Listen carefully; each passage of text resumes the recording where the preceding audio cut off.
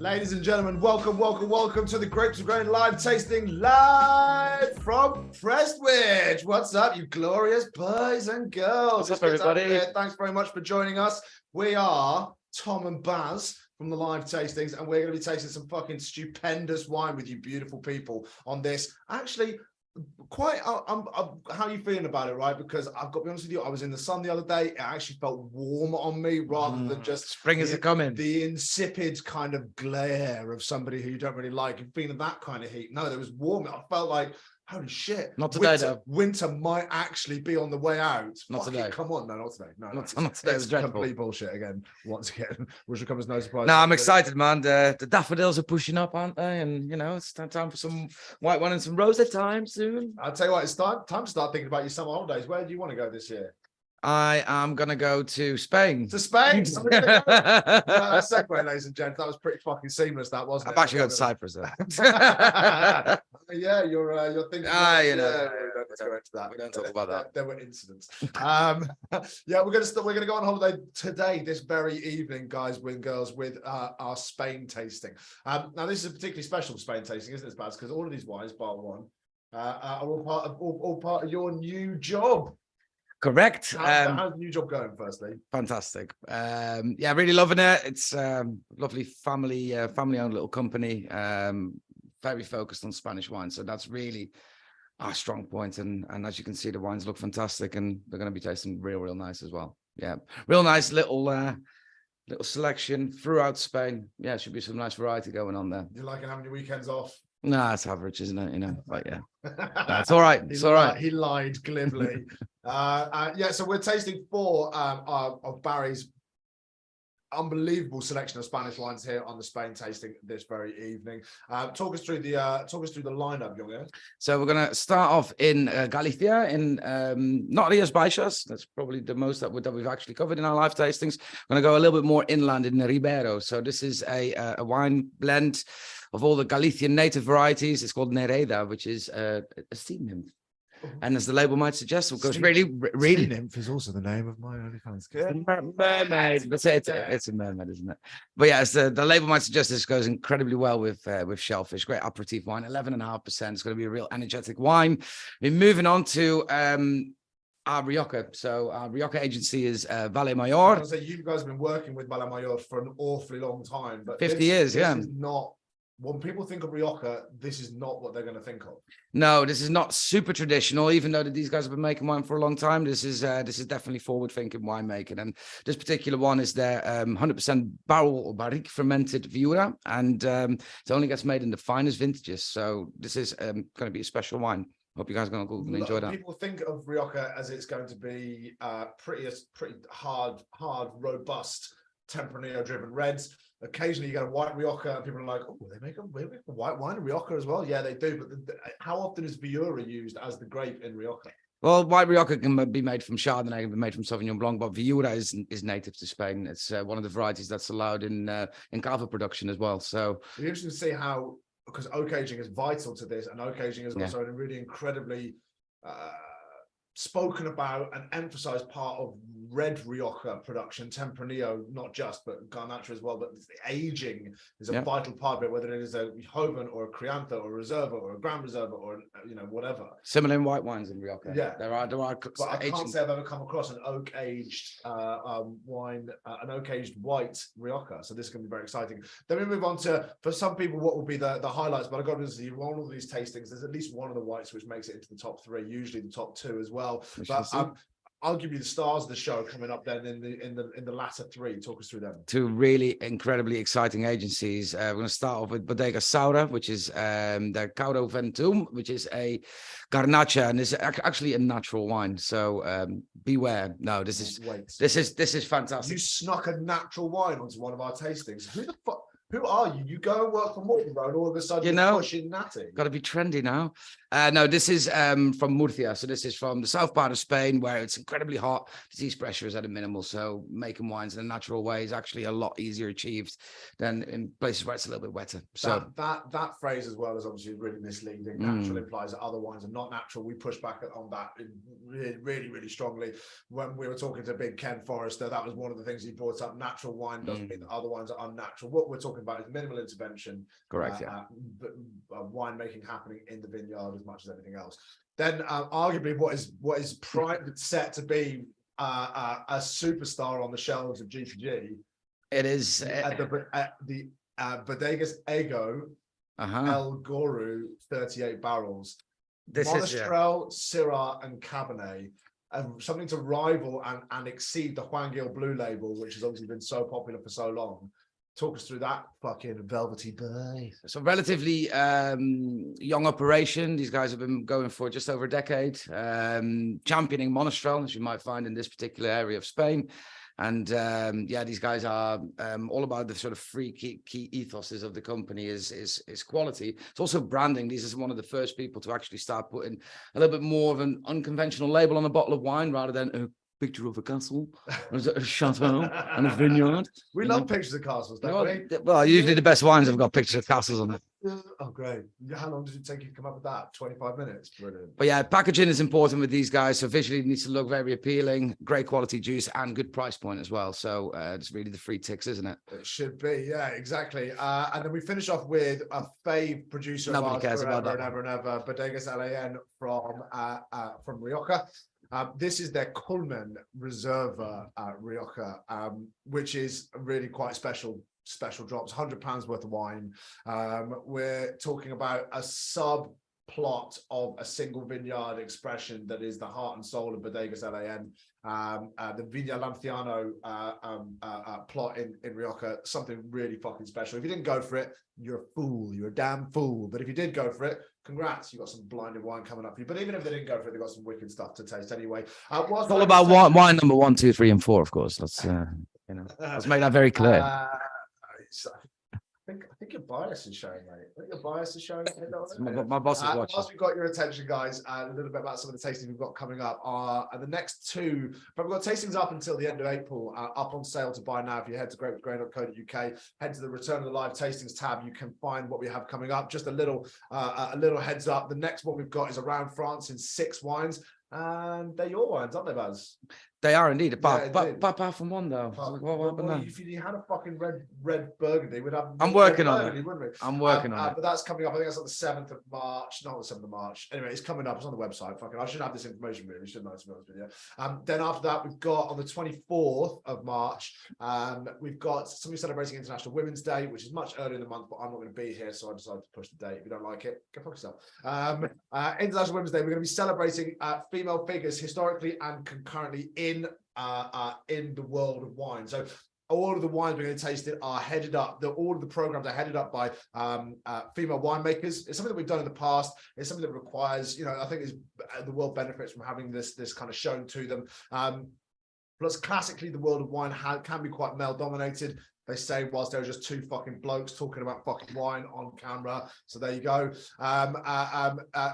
But we're also going to be talking about, I'm going to be talking about famous female figures in the world of wine throughout history. There are some that immediately jump to mind, Madame Veuve Clicquot, etc., etc. But there are lots of other really fascinating people that really broke down barriers, not just breaking down gender stereotypes and gender barriers, but also just on their own, smashing through and making huge headway and turning the world of wine into what we enjoy right now this very fucking day. We've got some other cool stuff as well. World Malbec Day is coming up at some point, I think in March or April maybe. I think we've got some is it go down a bit further? I've got to list it. Go down a bit further. California Dreaming, we've got some Cali wines coming up as well. That'll be pretty good. That's on the 7th of April. And then we finish off with a producer spotlight on Cardiff Frati with some absolutely unbelievable juice. Have you been there? I've been there. Well, then it's a good job we're going to be talking about fucking Cardiff Frati then, isn't it, bruv? Good wine, that.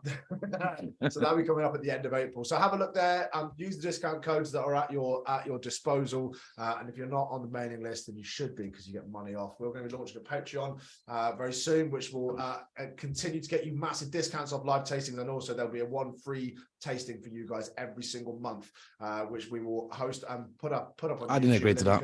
You can watch at your leisure whenever you fancy it. Delicious wines, all for free. If you join the Patreon, that's coming next month. Right, back to fucking today. How to taste wine, ladies and gents. We haven't done it in a long time, not since week before last. So let's do it right now.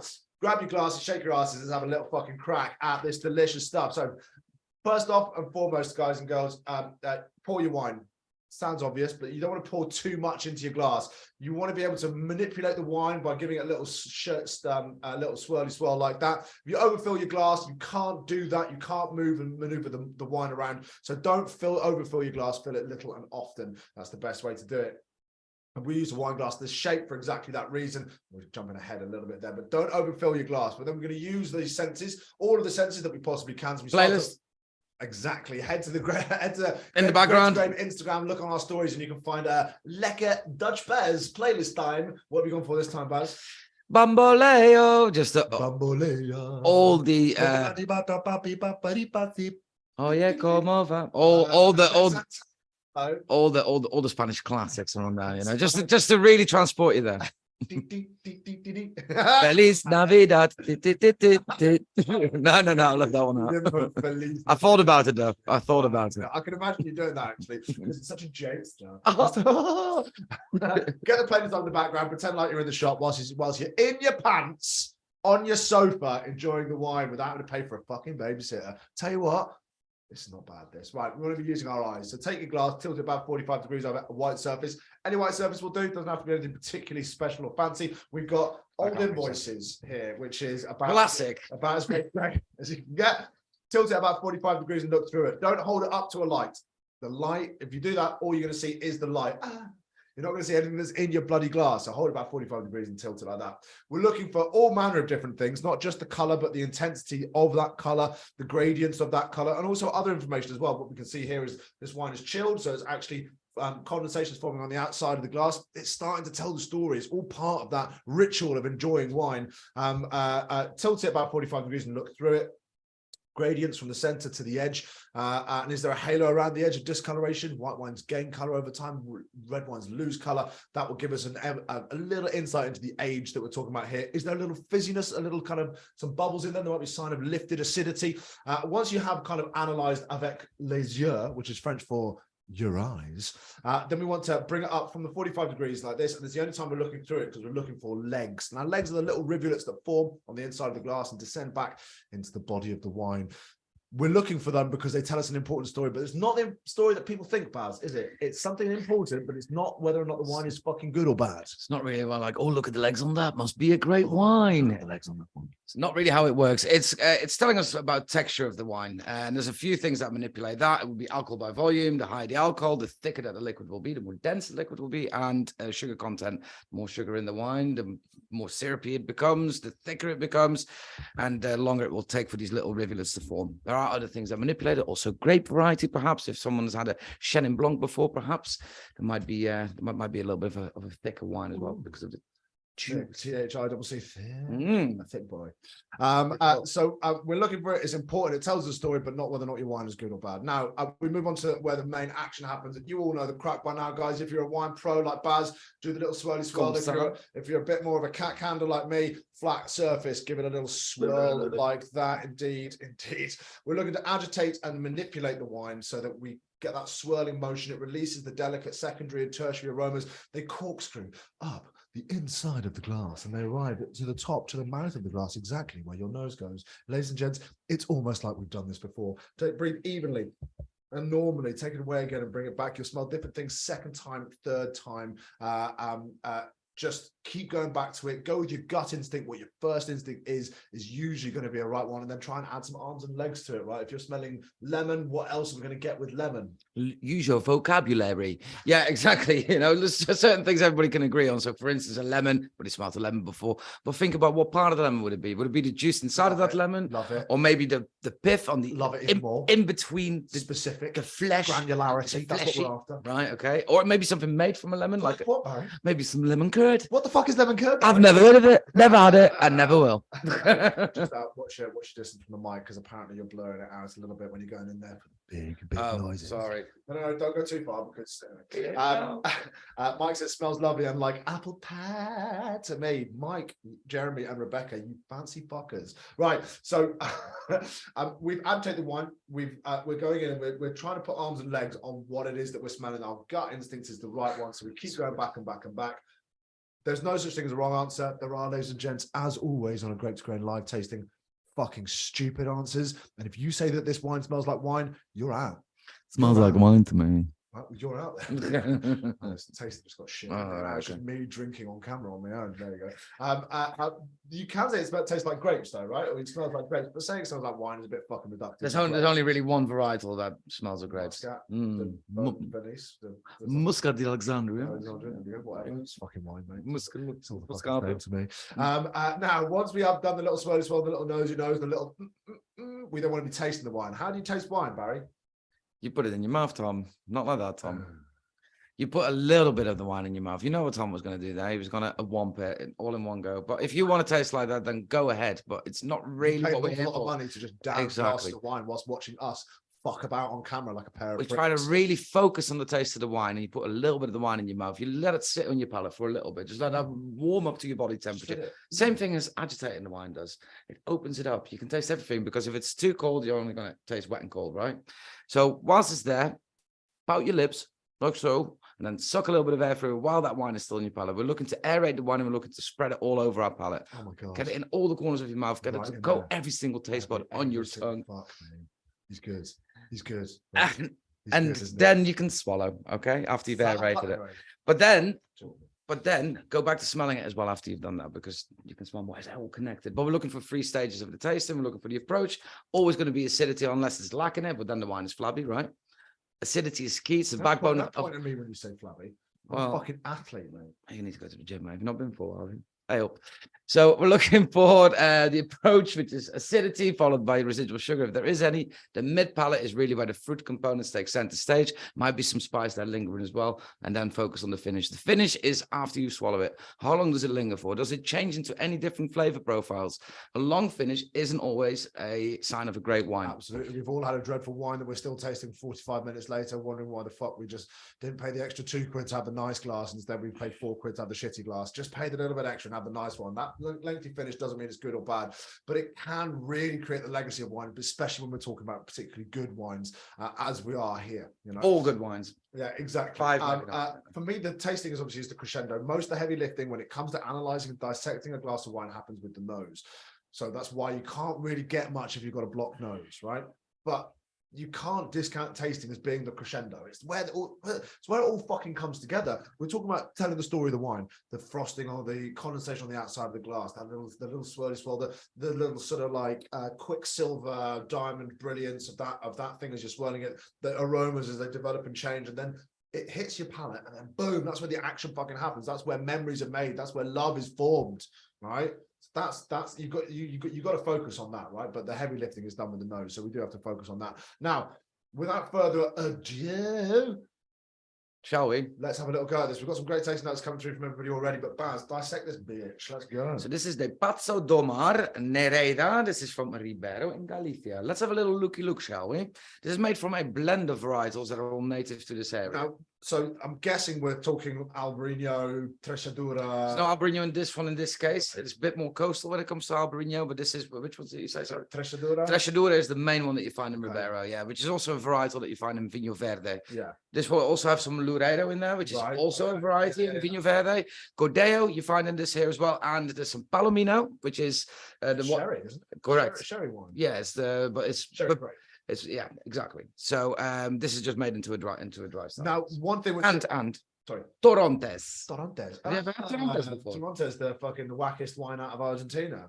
There we go. Now, the thing about this, which is abundantly clear, is there is so much more color going on here than a wine from this region you would normally expect. You Mhm. expect an Albarino or something similar, or even a Vinho Verde to be super light. There is actually a bit more of a golden fleck throughout all of this. Yes. I'm guessing that it probably has a little bit more to do with the fact that it is further inland. And because it's further inland, more ripeness, less sea spray. So Also thicker skins, Thicker skins because of the sun exposure. right. So, okay, yeah. there we fucking go. But also it's almost like I know what I'm talking about. But yeah, you can blag it a bit, mate. But yeah, there's also some of the varietals in here are less green than Albarino might be, you know, that you find in Galicia. But yeah, so this is a lovely blend from 5 different indigenous varieties. But yeah, it's got more color than I actually expected to it. It's only 11.5%, so great aperitivo wine, right? I mean, the fact that I have any left in my glass is a fucking massive surprise to me. It is quite textured, as you can see. It's got lovely legs to it. And that's got to do with the Loreiro and the Trecedura. It's quite weighty grape varieties. Yeah, So yeah, it could okay, be I'm with you. nice fleshy. So let's have a little smell, shall we? It smells. It's quite restrained on the nose, but I'm getting loads of kind of bright citrus notes as well, and then something sort of like an underripe tropical fruit. When you grab a slight piece of pineapple and it's not quite ripe, or a little bit of mango from a fruit salad that's not quite ripe, that kind of vibe. First thing that jumped out of the glass for me was florality, white flower, Okay. and that's something that obviously the Torontos will give that.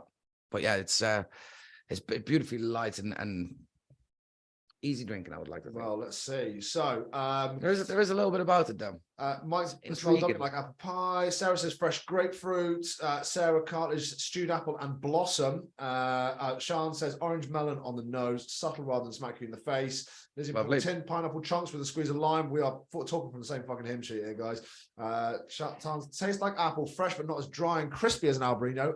Altitude will play a role in that, and lack of proximity to the ocean. It's still close to water, but it's from like the Minha River as opposed to from the Atlantic Ocean. There are four rivers in this that create a valley. Actually, Sean says, which cheeses go with this? This would be the goat's cheese for the round one. Goat's cheese with this one. But to be honest with you, all of them. It's all cheese and wine. Like, pretend like we're better experts. We're not. Reminds me of like it's quite perfumed. Smells incredible. There's also minerality on the nose. Minerality. Minerality. Cheers, y'all. Nice one. Let's have a little taste.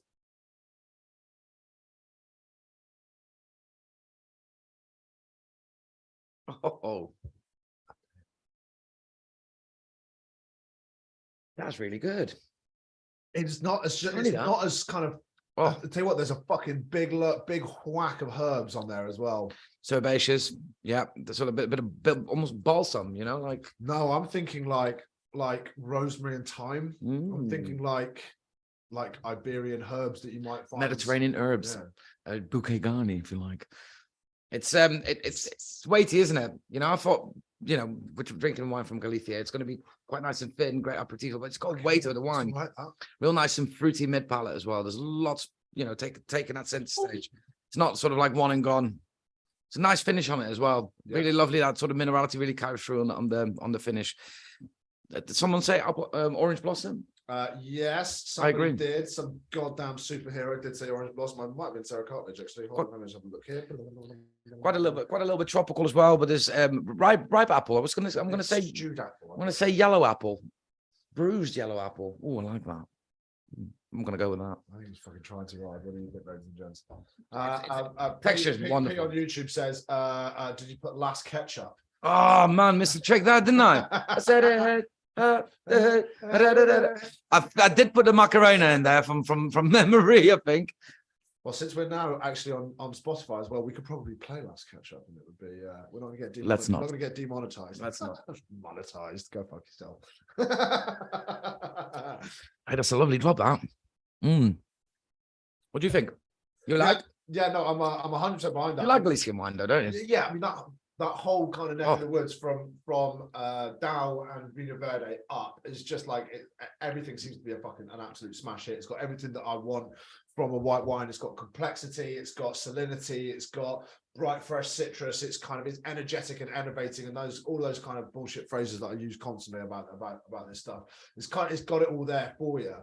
It's one of those wines that you can imagine sitting somewhere hot. I remember I went on a stag do, right? And it was the most fucking middle-class stag do you've ever been on your entire life. And so I think it was I can't fucking remember. Some god-awful place in Portugal, but we were in a villa just outside of it, and there was a chap there who was so funny. It was like a bunch of Scotties, and he was like, I'm not gonna say I've had a good time, right, unless before I'm fucking eating mool, right, on the seaside drinking Vino Verde.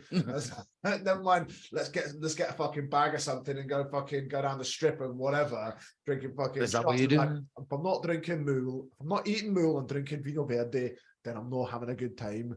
I was like, that was fucking mental. But now I completely associate wines from this region with exactly that, sitting on the ocean somewhere and drinking that, and then unnecessarily middle class Glaswegians as well. Have you got a price for that? What's the price? Price. Okay, right. Well, all of these wines, guys, if you're on your email that you've received, you'll have links to all of these to buy on the website. If you go into online shop Because I there, can't see. online shop, Okay. there we go, and then go down to tasting wines. Oh, that's the algorithm. Down at the Nice, bottom, nice. down at the bottom, down at the bottom. Just go down to the bottom, you fucking idiot. What, There you go. Live tasting wines. Up, On down? that tab, you'll see all of the wines. And if you use Spain 20, you can get 20% off. I didn't agree on. Doesn't have to anymore, mate. 17.50 for this. Oh my god, and that's before the discount. That's before Disney. Wow. Yeah, well, great value for money, right? And well, obviously I know what I'm selling this for to Grape to Grain, but yeah, no, it's I'm really pleasantly surprised by that wine. Really, really lovely. Nice textured. It's essentially the use of pleasantly, because I don't know that that's like one thing which it doesn't have the kind of the fizz of Vinho Verde, which it is a room splitter. Some people are like, oh, I don't really want that, but you still want that kind of and just that. How much of a difference? There's a Vinho Verde that we have at the shop. It's 10.5%. This is 11%. How much difference does that 0.5% make? It's 11.5. So that's a whole 1%. Yeah, no, that makes a little bit of difference, you know. But this is still very much in that sort of like really nice. It's lunchtime wine, lunchtime and mule apparently. You know. Mule. Right, a little bit of screen sharing for y'all. Here we go. We are in Galicia. Stop fucking doing that. There you go. Okay. We're in Galicia up here. You can see Rias Baixas just there. That is I mean, there are a couple of things that are important here. Firstly, we are massively coastal. We're also right by the Atlantic Ocean, and the waves that come in here are fucking mental. Up here, near Bilbao, Santander, that kind of neck of the woods, that's where some of the big Biarritz, I think, is there. Some of the biggest waves in the whole world you'll find there. I think the biggest waves in the world might even be like at this point in Portugal, down here or something like that, where they crash into it. It's like, I don't believe you. It's mayhem. I right? don't believe you. But the wind that comes whipping off here, because it hasn't stopped. Prevailing wind directions from the southwest. It hasn't stopped since, you know, the equator. It comes slamming up here, wham, right into there. So it's unsurprising that Whammy. it's unsurprising that the ocean and the wind plays a huge role and is really formative when it comes to these wine growing regions. Now, we are not on the coast here. Rias Baixas here is the most famous sub-appellation of Galicia, but we're here in Ribeiro, just there. There's Ribeira Sacra, which is different. That's further inland, but Ribeiro is just here. Now, specifically, whereabouts are we? Do you know, Buzz? So it's a valley formed by three different rivers. So we've got the Minho, the Arnoia, and the Avia. So I think that's the Minho. I think that's the. Hang on, I can do this. Watch this. You ready? So the Minho is that one. The Arnoia is that one. And what was the other one? The Avia. Yeah. Right. So the Avia is this one up here. Right. Okay. Fine. So we're sort of slap bang in the middle there, are we? yeah, correct. Yeah, but that's where the vineyards are. Well, So these guys, Passo do Mar, they've actually got 3 estate wineries. So they've got one in the Rias Baixas as well, where they make Albariño for obvious reasons, and they've got you can't be in Galicia as a winemaker in Galicia and be knocking out. no, exactly. But yeah, it's all estate made. But a little bit further inland, so we get a bit of altitude in some of these places as well. The river is what's giving us the water source. The water source is important, not for irrigation. I don't even know if they're allowed to irrigate in the old world, but the water source is there because it stimulates the movement of air. Like the air above water gets hotter slower, but cools down slower, or the other way around, and then air above land gets hotter quicker and cools down quicker. And basically, air flows down the pressure gradient, and so there's if you've got water, you've got constant movement of air because of that, which that constant movement of air keeps the temperatures lowered, and which means that you can keep acidity higher in the wine. This wine obviously needs that for it to really fly. So there's always that presence of water is crucial, but it's not going to be because you're going to be watering the vines with it. It's going to be because you keep moving air. That's quite an important picture. So these are the man-made terraces, which are the Boca Riberas, they call them. So which is really sort of like how do you say, native, idiosyncratic to that particular spot. Yeah. So right on the rivers, almost like the Douro River. That looks a little bit unsurprising because it's like, what is it, like 50 miles away, 100 miles away max. So I think this is actually Passo do Mar vineyards here. This is obviously in the winter. That's why there's no foliage and no fruit. But these are the actual Passo do Mar vineyards just here. Quite steep, you know. I mean, we're not talking fucking Mosul here, but we are talking like it's not like the bloody, you know. No, it is still relatively on the steep side, but it's not so much so that you have to sign a waiver. This is it. Welcome. There you go. Screen sharing completed it, mate. Right, your turn. Yeah, So so say something fucking profound. well, Ribeiro is, like I said, it's a valley that's formed by those three meandering rivers. A long tradition of producing wines in this region. Oh, I thought you were pouring water in there. It's like, no. Yeah, well, that's fine, because that's fine. Long tradition of producing and transporting wines across Europe, obviously with that close proximity to the ports, makes it easy to get these wines transported all across Europe.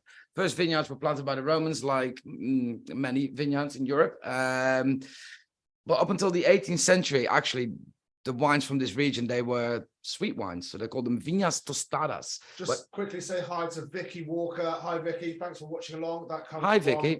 Rich Johnson, who's a mutual friend of all of ours. So they were this. Big rehab Rich Oh. with your bony fingers. Oh, hi, Rich. Super How you bony doing, finger man? bastard. He's not on, but Oh, Vicky okay. is. So, like I said, up until the 18th century, this particular region was known for its sweeter wines. They called them viñas tostadas because the grapes were toasted under the sun, like how you make. Good facts, man. Good facts. I know. I'm a big fan of that. I know. These sun-dried grapes that were drunk by the pilgrims on the way to Santiago. Pilgrims, because they used to do the whole sort of northern pilgrimage over to, is it Santiago de Compostela? I believe. Yeah. They fucking love that, them Christians. They love doing that. They like to drink the wine as well, on their route. Just to, Yeah, it was at a time obviously where water would kill you as quickly as anything else. It's poisonous, right? So you have to drink this fermented grape juice. Oh, this is also making me very, very fun. Yeah, let's do it. This is the best trip ever. This must be the blood of Christ. So modern. What you've just done there, after one glass of wine is we've just reduced Christianity. Oh yeah, sorry. It's the blood. No, I don't give a shit. If you do, apologies. But oh my God, it's the blood of Christ. Why are you saying that? Because I'm drunk. All right, great. But modern wines from this region, they're really known for this kind of particular style. So fresh, vibrant wines, racy acidity. That's exactly the point, right? If you want a wine like this, this part of the world is the perfect place to go for it. You will get, every wine. It's rare that you'll find a wine that doesn't kind of tick all of the boxes that we want them to here. So whether it's central and northern Portugal or northwestern Spain, specifically Galicia, this is what you're going to get every single time. So typically the vineyards are usually at altitude as well, between 75 and 400 meters altitude. Up to 400 meters in this particular valley, yeah.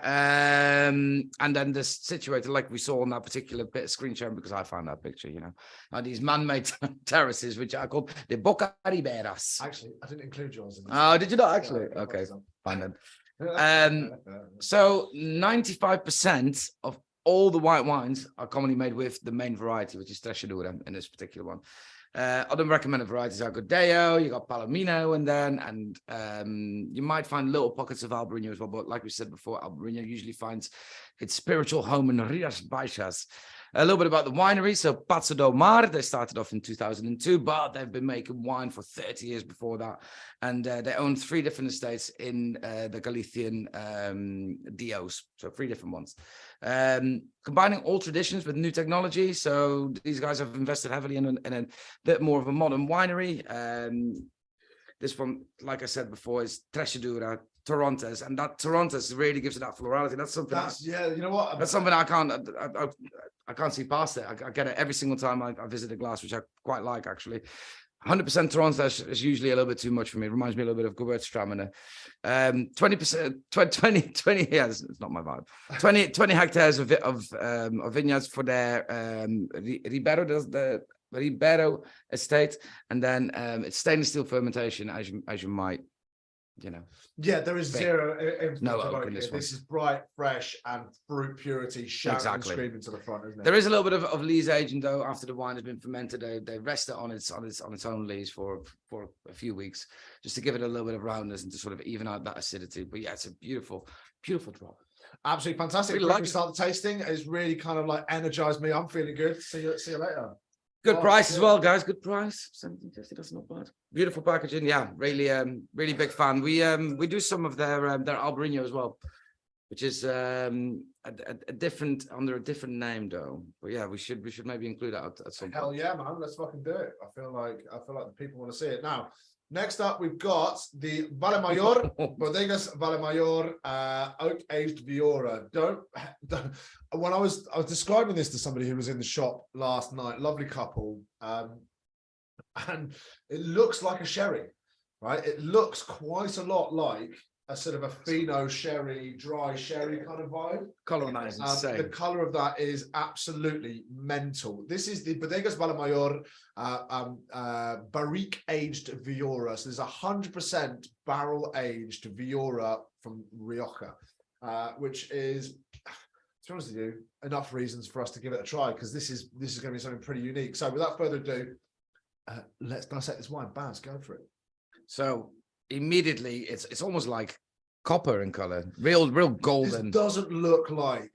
It looks like this might be a Sauternes or a Tokai. You know, something that's really where you've lost a whole load of water on the vine, and you're squeezing a raisin for a tiny little bit of raisiny juice. They do. This is from a sub-region within the Rioja Alta. Yeah, I know, right? It's madness. Shit. It's really oxidative.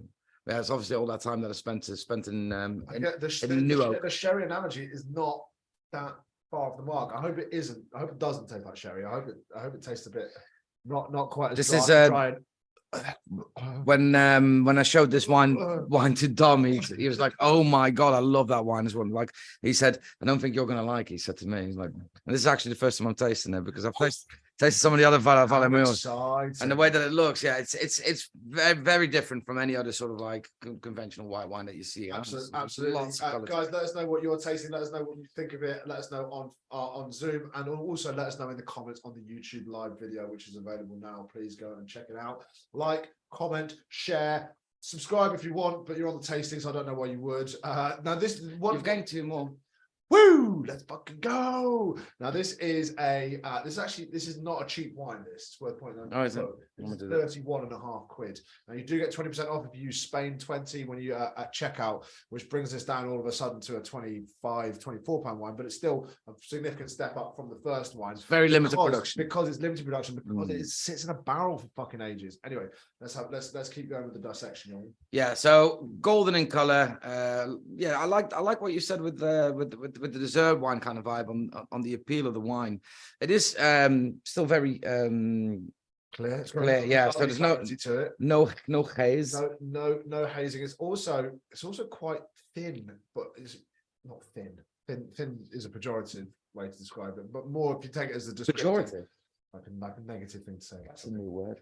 Pejorative. Never heard of it. Add that to your negative. I'm going to take offense because I don't know what it means. Back up off the mic a bit. Oh, still not. So Victoria said it tastes like tequila, which means that Victoria's drunk. Even though she actually has fucking tequila in a glass. She's like, this wine tastes like tequila. And her fella who sat next to her is going, I poured you tequila about fucking 3/4 of an hour ago. You're just tucking into it now. Whoa. Sarah apparently bit of frangipani, Christmas pudding, rum and raisin ice cream. Rum and raisin is 100% where people are at. Dried fruit from Heather and Stephen. Yeah, you need to really approach this with a little bit of. It's fascinating. It is absolutely fascinating. It's not what I expected. That's crazy. All. I knew that color was obviously something wild, but all of the aromas people get: almond, vanilla, dried fruit, sticky toffee pudding, Which is not. I wonder how that is going to translate. They're not Into normal the- tasting into notes the of a white palate. wine at all. You Well, know. it's certainly not a white Rioja, which Mm. tends to be altitude, bright, fresh. So it was quite interesting. If you hold it, we've got lovely big fucking fancy wine glasses. That's wild. If you have your nose in and then breathe in through your mouth at the same time as breathing in through your nose, you get both senses working together. You get the retronasal thing out down the back of your throat as well. But you actually start to, because when you do taste this wine, little molecules of that are landing on your tongue, and you are getting a tiny little bit of that on your tongue whilst you are breathing it in. It's really There's a bit lanky. of apple there as well. Look at that. Look at the legs on that. Look at the legs on that. Looks.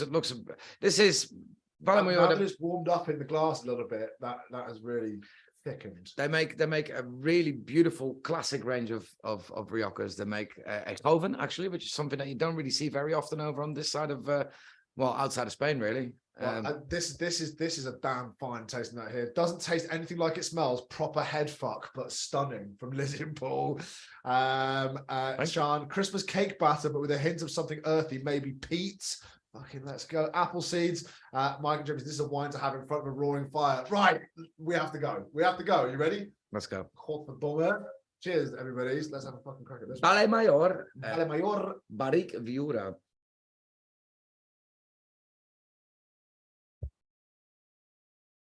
Whoa. That is one of the wildest white wines. I didn't expect this at all. That nutty, oxidative.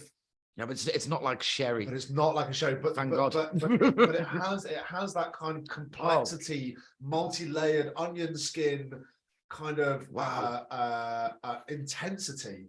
Fresh football leather, says Paul. I don't know what that means, but I do know what that means. Do you know what I mean?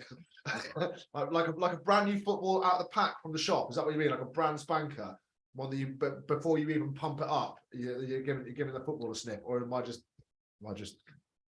This will be a very good food wine. There's loads of different nuances in the wine. Listen. When Barry says that it's a good food wine, it means he's not enjoying it. I mean, I am enjoying it. Yeah. What are you on about? Yeah, no, absolutely. This is wild. It is very different to what, I was thinking more Burgundian-esque flavor profiles. So you were thinking, the Do you know what I mean? You know what isn't very prominent in this is the oak. The aging is quite prominent. That's why we're getting oxidative nuttiness, because when it's in a barrel, it's not airtight. Oxygen will get to it. That's how you end up with that kind of thing. But there isn't a huge amount of the oak shining through in this. It's not like, but that's probably because it's quite dense grained French or Slavonian oak, I'm guessing. It's Lallier oak. So yeah, French oak. Right, okay. So it's going to be part spice, not like butterscotch and fucking whatever from a Yank wine. Well, I still get that vanilla. I still get that sort of caramelized note, but yeah, the nuttiness is something that's really predominant. Again, I'm really enjoying that. Fascinating wine that actually can. Wow, the finish is incredible, man. That is really insane. Super lengthy with loads of different things. Burnt sugar, Creme brulee. creme brulee. Oh my God, that just changed again there. You ever had custard apples? Yeah, they're like yeah, but it's got a they're for cooking, right? You don't go a nice custard. No. They've got seeds in it. They're like Chinese custard apples. They've got a certain creaminess about it, which is something that I get a little bit on the finish. Yeah, it's a fascinating one. This is something like interesting wine. These guys, they make a classic range of Riojas. They make a Joven, which is a young style you don't really see outside of Spain. They make a Crianza, Reserva, Gran Reserva, all the usual suspects. They make a Rosado. They make a white Rioja, but which is non-barrel or barrique fermented. And this is the one that they only make in the best vintages. And it's for them to have a little bit of fun with it, just to really see that impact of the oak. It's fascinating. It's wild. I've never really had anything like it. When you say this is a winemaker's like passion project, like he's like, look at this, I can fuck about with this, because they don't produce this every vintage, right? They don't produce this. No. Only when it's been an outstanding vintage. So what were do you have to know what the criteria are for when they decide that would they going to knock it out? When the fruit is ripe enough. When it's ripe enough for loads of flavor. It has to be a hot vintage, long vintage. I mean, yeah, it needs to be ripe fruits, and it needs to be non-diseased fruit. So good yield, healthy grapes. They can make a really delicious wine out of. At multiple stages, they go into the vineyard to harvest this fruit as well. Yeah, it's absolutely beautiful. Sean says it doesn't taste like wine. It definitely does taste like wine, but it doesn't taste like the wine that you expect it to taste like. That's for damn sure. Lizzie Paul tastes a bit like amaretti biscuits. Yes, nuttiness, oxidative. Right, we've got some screen sharing because I do my job. Right, we are in La Rioja up here. Specifically, we are in between Logroño and Fuenmayor, just here in the middle, in a part of Rioja called Rioja Alavesa. Rioja Alavesa is this region just here. It is significantly higher above sea level than Rioja Baja, which is down here, but not quite as high as Rioja. Also known as Oriental nowadays. Yeah, if you've got an old book or an old thing, it might be called Rioja Oriental, referring to the fact that it is towards the eastern end of. It used to be the Baja, it's now region, Oriental. but I think they've got cancelled for using Oriental, meaning eastern. Ah. But this Rioja Alavesa is typified by this altitude, green in the summer and snow capped in the winter. Huge whistling breezes across here, and combined with the altitude means that we have what we refer to as a large diurnal shift. The breezes and the altitude keep the temperature low, but it's still central Spain, so it gets hot in the day, but then in the nighttime, once the sun goes down, that temperature absolutely plummets. So these vines here are struggle street. There's huge difference between the daytime high and the nighttime lows, because the vines don't know what the fuck is going on, and they are just trying their hardest to kind of work out how to survive and still produce the next generation, namely the seed-bearing fruit, the grapes. Beautiful, stunning country. It's quite pretty as well. Quite like that one. That's in the wrong region because that is actually the Viña Lanciano plot from Bodegas LAN. So that has nothing to do with. Well, they are in this. They are in the same village, though, in Rioja Alta. That's for sure. But yeah, it's the better region of the three where most of the quality wine comes from in Rioja. Yeah, these guys have got over 100 years of winemaking expertise, 70-hectare estate. Like I said, even their entry level or their normal range of Riojas, they're really good value for money. They're really delicious wines. Rioja is the highest classification in Spanish wine as well, so that's always something to, that's why people love it so much. It's the hardest wine to get the label on, right? To be called a Rioja, you have to jump through so many different hoops. So it is what I was reading a book. Interesting. It was called. It was basically about how the British Empire historically had created nearly every booze that you know of. Rum and gin are obvious ones that are linked with the Navy, but the wine ones were the ones that really blew me away. Whether it's Madeira or whether it's port or sherry or Bordeaux wines, the Bordelais in Bordeaux hated Napoleon, couldn't wait for him to get turfed out by losing a war against Britain and her allies in the Napoleonic Wars, because the Bordelais sold their heavy wine to the Brits because for the previous 600 years it was known as Gascony, and they'd been part of England, if you like, right? So they loved it. The Champenois also loved the English because they bought all of their fucking wines. It's a fascinating book, really, really interesting. Gave me a load of sort of inspiration. But why did I even bring that up?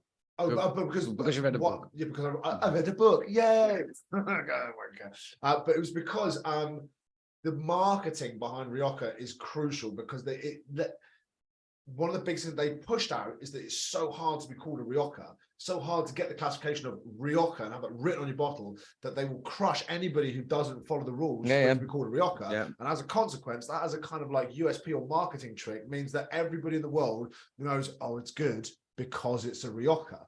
There are great wines, as we're about to try, from Murcia, from Yecla, from Umilla, from Catalonia, from Galicia, from all over. But Rioja has this peculiar position as being the ultimate wine that comes from, when arguably Ribera del Duero, just a little bit further west, is the altitude, Tempranillo, oak aging. I mean, why isn't the Ribera del Duero as recognized as Rioja? And it's because of the marketing campaign that made it so hard to get Rioja written on the fucking bottle. It's also one of the oldest areas for viticulture in Europe. So in the whole of the old world, that does mean something, doesn't it? Evidence of winemaking 400 BC. Of that was viticulture happening in this region. Yeah, fascinating. And it's one of the things when people used to come in the shop, and people umming and ahhing about what they want to, a safe bet for someone who works as a wine merchant to take them to Rioja, because it's most likely, you're going to find some good quality stuff. Rioja is always a safe bet for someone that's indecisive. That's for sure. People asking questions about the cheese. The cheese with this one would be the Gruyere, which is the kind of the square one, the square sort of amber coloured looking one, because that's also particularly nutty. Mike and Jeremy have gone for the Morbier, which I got posted out because I didn't have anyway, it doesn't matter. You guys have got one slightly different wine. So these guys, the family's been making wine for quite some time, but in 1984 there was a winery built in their native Fuenmayor, which is in Rioja Alta. So best quality in the region, as we already established. The high quality in that wine led to great commercial success, though, which means that they had to reinvest and build a bigger premises. 1996, registering the name Valle Mayor, because before that was Tondaluna, which is a sister wine of them. So Okay. and we actually do both within our portfolio. Just both incredible, good value for money, great liquid as well, and pretty beautiful presentation as well. Still a family-owned business as well, so it's not been taken over by a big commercial company. If you know what I mean. So Rafa, he is going to be in the country, so he does quite a lot of work with us at Morgan Row, and he visits quite regularly since we're his Rioja agency. Yeah, exactly. So I was thinking that. So maybe even do a meet the maker with him. But yeah, it's got the same passion as his father. Still does it with his brother as well, and he still gets some advice from his mum as well, because his father sadly passed away now. Predominantly Tempranillo, as you might expect, in the 70 hectare estate, but they also work with local growers to flesh out their harvest every single year. So they've got about 150 hectares of land to work with. Yeah, Is that a lot? I mean, there's a lot. 150 hectares is, you know, if you think about it in Europe, that's a lot. And 150 hectares in Rioja. That's generational wealth. That'll never go to anyone else, because that'll be worth something forever and ever and ever. Let me tell you a little bit about how the wine is made. So it's a special oak aged white Rioja in very limited production that we've already established 100% view of them. And this comes from 50-year-old vines, which are located in the driest section of which is called Valdemudo. So picked at full phenolic ripeness with a double fermentation in oak. Fucking right about that. Double fermentation. So Okay. they're fermented first, but sometimes there's still excess sugar that's left over in the juice, and the yeast have dried up at this point and they've died because yeast is super, like, you know, it's too hot they die. If it's too cold they die. If it's like, so this meme is like Goldilocks ass motherfuckers. These yeasts. There's this really good wine meme where the users go, I guess I'll die. Every single time it's like, it's too hot, I guess I'll die. It's too hot, I guess I'll die. It's too much alcohol, I guess I'll die. Did you see that on Shitty Wine Moves? Yes. My favorite Insta book account. But they're fermented twice. So when there's still sugar content left in the actual juice, they add more yeast to ferment it again to get it up to the right percentage, to the right dryness. And it's new French Allier oak, so that it's. I guess I'll die. It stays in there. I'll show you. It stays in there for 6 months on its gross lees as well, so you get that really lovely texture in the wine. 6 months in bottle, which is due to the aging stipulations in Rioja. For white Rioja, it's only produced in the best vintages. This is one thing that Sensational, very different. Sensational. One of the things that if you remember from that Bodega Salean tasting that we did, when there are the rules around Rioja, we often focus on the amount of time that is required for a wine to sit in a barrel. That's important because that is active flavor imparting, right? You know, a barrel will actively provide flavor, add flavor, change flavor. Well, not change, because that's the important thing, is add flavor, right? But actually what we found, the best wines on that tasting were the wines that took the maximum amount of time of aging in the bottle, not just the maximum of time that they can age it in the barrel. The barrel is imparting and therefore adding complexity and potentially muddying the water. Whereas when you age it in the bottle, it doesn't have as profound an impact in terms of it adds more spice, it adds more this, but what it does do is it's like resting a steak after cooking it.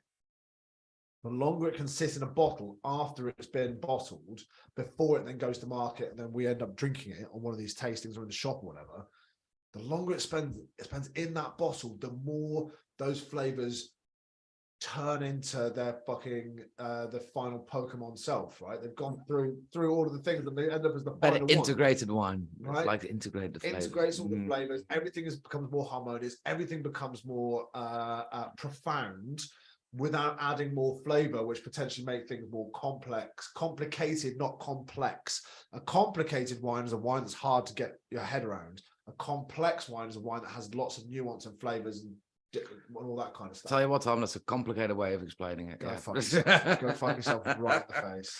But you know, I thought that was great. I think But that's because I've had 2 large glasses of wine. if your fruit and your raw material is of great quality, why mask it with a load of oak? You're gonna do the minimal amount, aren't you?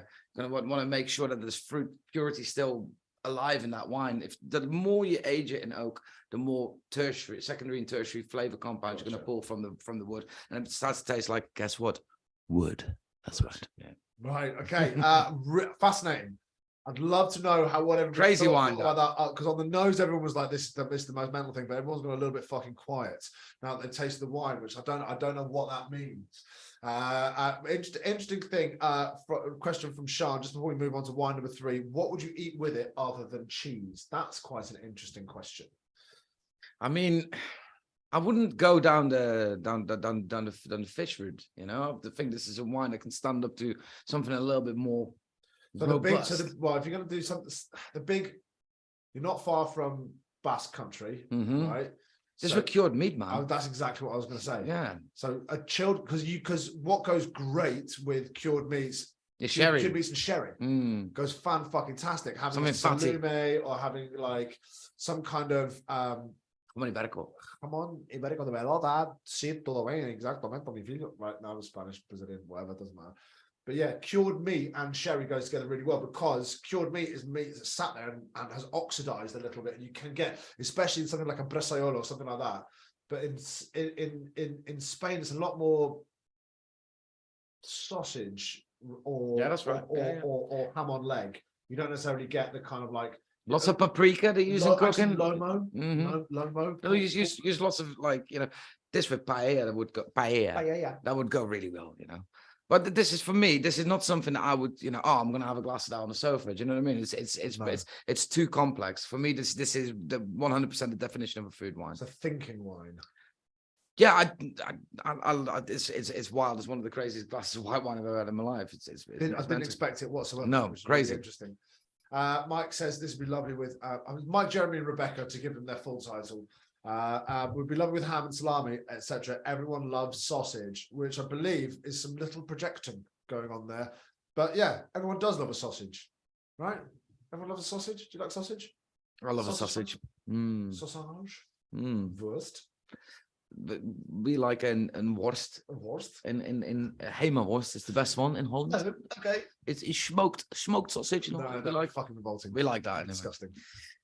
Right. Hey, do you know what arguably the second most planted varieties in Spain? Babal.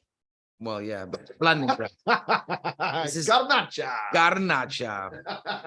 This is Fuck you. Garnacha is one of those varietals, though, which is, for me, when people ask me, "Oh, what's your favorite grape?" You know, for me, it's always something that is versatile. That can be many things depending on what kind of mass they've got on, is the way I will usually explain it. For instance, Riesling can be bone dry, can be super sweet, anything in between. Garnacha has got that similar kind of vibe. It can be super nice and light and fresh, easy drinking, herbaceous. I think about Australian Grenaches, for instance. You immediately go Paxaturner. Shapy Bros, that carbonic maceration Garnacha, Grenache, I think that is, but that's really light, and you want to actually chill that, and you go from that all the way through to Southern Rhone Grenache heavy GSM blends like Chateauneuf du Pape, and all the way through then to wild bush vine fucking Garnachas from the south of Spain, which is exactly what we're on right here, ladies and gents. This is the Bodega Saura. Bodega Saura. Cauro Ventum, 100% Garnacha. This is from Murcia. Specifically, it's from Sierra de las Cabras, which is the dia was called Bulas. Buras. Is it not Buyas? Bullas. Is it L? Buyas. Maybe. I would say so. Who knows? I'd take Spanish and Duolingo, so I know it's Buyas. But this is Garnacha, not as you would expect it. You know, I think about Garnachas from Priorat particularly, you know, those that really like inky colored Grenaches, high alcohol. This is really light in color, but high alcohol. It's a bit of a Well, I'm guessing It's a that bit just interesting. means Let's it's have a little look. super ripe, but it hasn't had a lot of skin contact. That's why Yes. the thing. So let's have a little dissect of it, shall we, ladies and gents? See, now when I look at this, it's like, oh, this looks nice and light. It does, but is it wolf in sheep's clothing? Yeah, it's got bear flavor meat. That beer flavors blood. Yeah, no, it's a big wine. What, 14 it's got like beer flavors still. Though. 14.5%. They only produce like 21,000 bottles. I'm 40 and I just did that. I'm 40 this year. Ah, I just yeah, did that. I just said that. It's ridiculous. What a prick.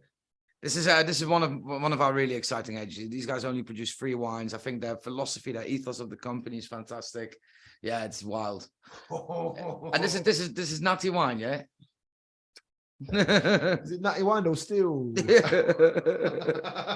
Oh my god, man, we're in our 40s. What we're doing. Your blood is it like Natty Wine, bro? You get me?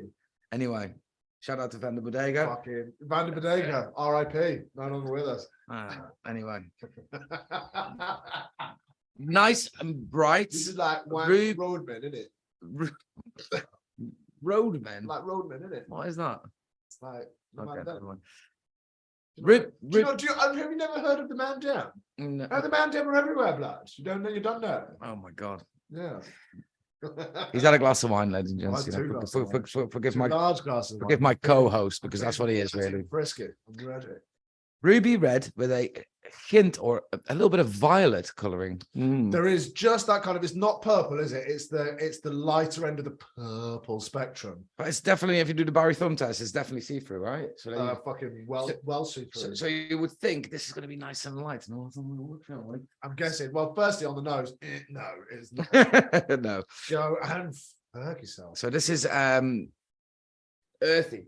Yeah. It's got that sort of potting soil kind of vibe. Well, people are going in a slightly different direction or a combination. Sarah Cartledge, Good meat. strawberries. It smells amazing. Heather Stephen, tinned strawberries and licorice. Love it. Love A it. little bit. So it's a kind of like it's the Hi, guys. juxtaposition, isn't it, between the fruity strawberries and then the rank, disgusting hellscape that is licorice. Bright, mate. I've just had. I went to Holland a couple of weeks back. Went to Brouwerij I, one of my new beer Like, it's agencies. got a big hole of licorice out. Yeah. I shoved it. I bought four bags of You embarrassed yourself over licorice, didn't you? super salty licorice. And guess what? Albert Heijn is at Tesco's in the Netherlands, you know. But I went over there and I went because I don't live in Holland. Most people went like, "You got your Spa card, which is your club card?" It's like, "No, I don't live there. I live in." She's like, "Don't worry, I've got one." And she it was 2 for 1. Hey, lekker Dutch. Oh, made my But day. if there been anyone, if you haven't been a Dutchman going, do you have your spark card? No. No, you are stupid. That super Dutch bluntness, Dutch people, as Byron Tough. says, are so fucking blunt that you come like, hey, how's it going? Haven't seen you in so long. You're looking very fat. You're looking fat, like you are close to dying, like you are super fat. What have you been eating? Like you go up to them and be like, do you have a spark card? No. That's very stupid of you. You are a stupid person that is in my country. Okay, bye. Tough luck. Bright red fruit, crunchy almost. Think There's fucking beautiful. This heaps going on there, isn't there? There's absolutely fucking loads happening. I love. Yeah, this is very exciting wine within my portfolio. It's earthy, potting soil. It's got like lots of herbaceous notes as well, like those Mediterranean herbs. Paul just dropped the old R bomb. Let's go. Rosemary. Rosemary, yeah, absolutely. Beautiful. Garnacha, let's go. I love that. I love Garnacha. Ooh. Oh, see what I mean? Yeah, I need to acclimatise that because I'll be honest with you, that booziness just takes it away from me a bit at the end. 14.5%, man. It's a big boy. I'll come back to it. A bit of coffee from Victoria Morgan. Like Thank that. you very much, gang. It's the tannins are really soft and integrated. See, that's the thing. Initially, like I get the berries. The tannin is super velvety and integrated. It's a lovely, approachable glass of wine. The top end booze just kind of makes me go a little bit. I need to pour more. I like it a lot. So now when I go back, it's a little bit smoky. There's a little bit of peat. Someone said it Right. I don't know which one it was. Was it one or Mike, two? Jeremy, and Rebecca say it's such a lot bigger than the color made you think. Yeah, Yeah, isn't it? a wolf and sheep's clothing. I seem to Absolutely. remember. It's meaty as well. Actually, if I look here on the website, If I drink like wines from sort of like Corbière, you know, Cornas have got the money, you know, that's kind of like similar kind of vibe of what I get from Syrah. It's like that really earthy, you know, it's almost like a bit of a wild wine. It's got that leatheriness. It's got that sort of like animal hidey, farmyardy kind of vibe to it. Mushroomy. It's super complex. Beautiful, beautiful wine. Go on. What do you want to say? no, it's actually the phrase wolf in sheep's clothing actually is on your website about the next wine, which is quite interesting. Oh, is Yeah, that? Okay. So this, We do a wine, which is the Condrero con Pio exactly de what it is. Lobo, That is exactly what it is. which is So, the well, Malbec Day tasting on Great Code UK. Book it now. Use G2G And and you get 30% off. and it's a play on words. Haha! It's a sheep's and wolf clothing. So on the label, it's got the sheep with a wolf mask fooling the other sheep and scaring it. All that. Yeah, it's good. It's good wine. And this is good wines, don't they? Yeah, but exactly. This is 100%. You look at it, it's like, oh, that's going to be nice and light. Looks like a bit of a schlurper. I could probably chill this on. And like, whoa, it's boozy. You know why it's so boozy? So my guess is, and we've got a split screen showing, which I think will probably back this up. My guess is because of where it is. Correct. Yeah, it is So- hot. That was a fucking. I don't know whether you meant to do that, Barry, but that was a fucking beautiful segue. That was magnificent. I'm proud of you in every way, shape, and form. Well Here done, we go. Just to the west of Valencia, we have Valencia. Murcia, Valencia, with some pretty famous little spots here. We are in Bulas or Buyas, Yes, booyahs. just here. It's actually a little bit. It's just around this town of Caravaca de la Cruz. Just here. That is exactly where the winery is, just there. But we're inland, less influence of the Mediterranean and the cooling. And there's And that is also immediately fucking obvious. there's that mountain range, the Sierra de la Cabras. Is worth pointing out here that this is obviously manicured. Like they keep it like this. You know, we often describe this kind of region as being desertified, but there's not going to be a loss of like the ground coverage of other things as well, even if they weren't actively trying to stop that, which is what they are doing here by manicuring it and by controlling any kind of weeds and other stuff like that. But there's never going to be that much, because one thing which this is accurate to is the soil composite. That's a fucking look at that state. That photo, that's really good. That's fantastic. But there is no fucking moisture whatsoever. What are these pipes? Watering pipes? No, I don't think so. I don't think there's any manipulation or irrigation that's just happening here. Yeah, there's nothing on these ones. So it's got less than 3,000 hours of sun of rain more than 3,000 hours of sunshine a year in this particular area of Spain. It's hot. Which So you got which is 10 hours a day for 300 days a year and a bit of rain. there you go. Yeah, it's a little bit hard to explain about what these guys. Look, it's your photo, so it's fucked up. Oh, But these those are the limestone fermenters. There you go. limestone fermentation tanks. And you can see like a little bit of leafage in there. You know, it's quite just a natural approach of what That is actually a really, really good photo. Have a little look at that website, guys, because, you know, even though that rubbish map that Tom just showed you, you know, they've got an interactive map on their website where you can really sort of hone in on what's happening on the estate, because these guys are really sort of like, the strong philosophy behind it is that they're promoting biodiversity in the vineyards, and the estate is home to multiple different bits of flora and fauna. It's completely natural setting. The vineyards sort of meander in between sort of like these little bits of terraced little areas within the mountains.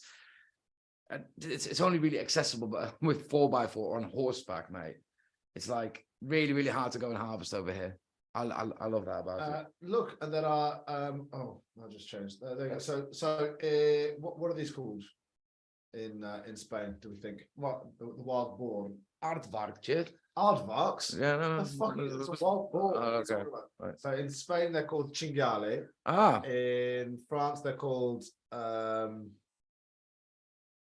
fuck. in Holland they're called varken. Vodka. Aardvark. We on aardvarks again, aren't we? Okay. Christ. Well, we call them varkens, isn't it? Or bear. Right, tell us a bit more about this then, Baz.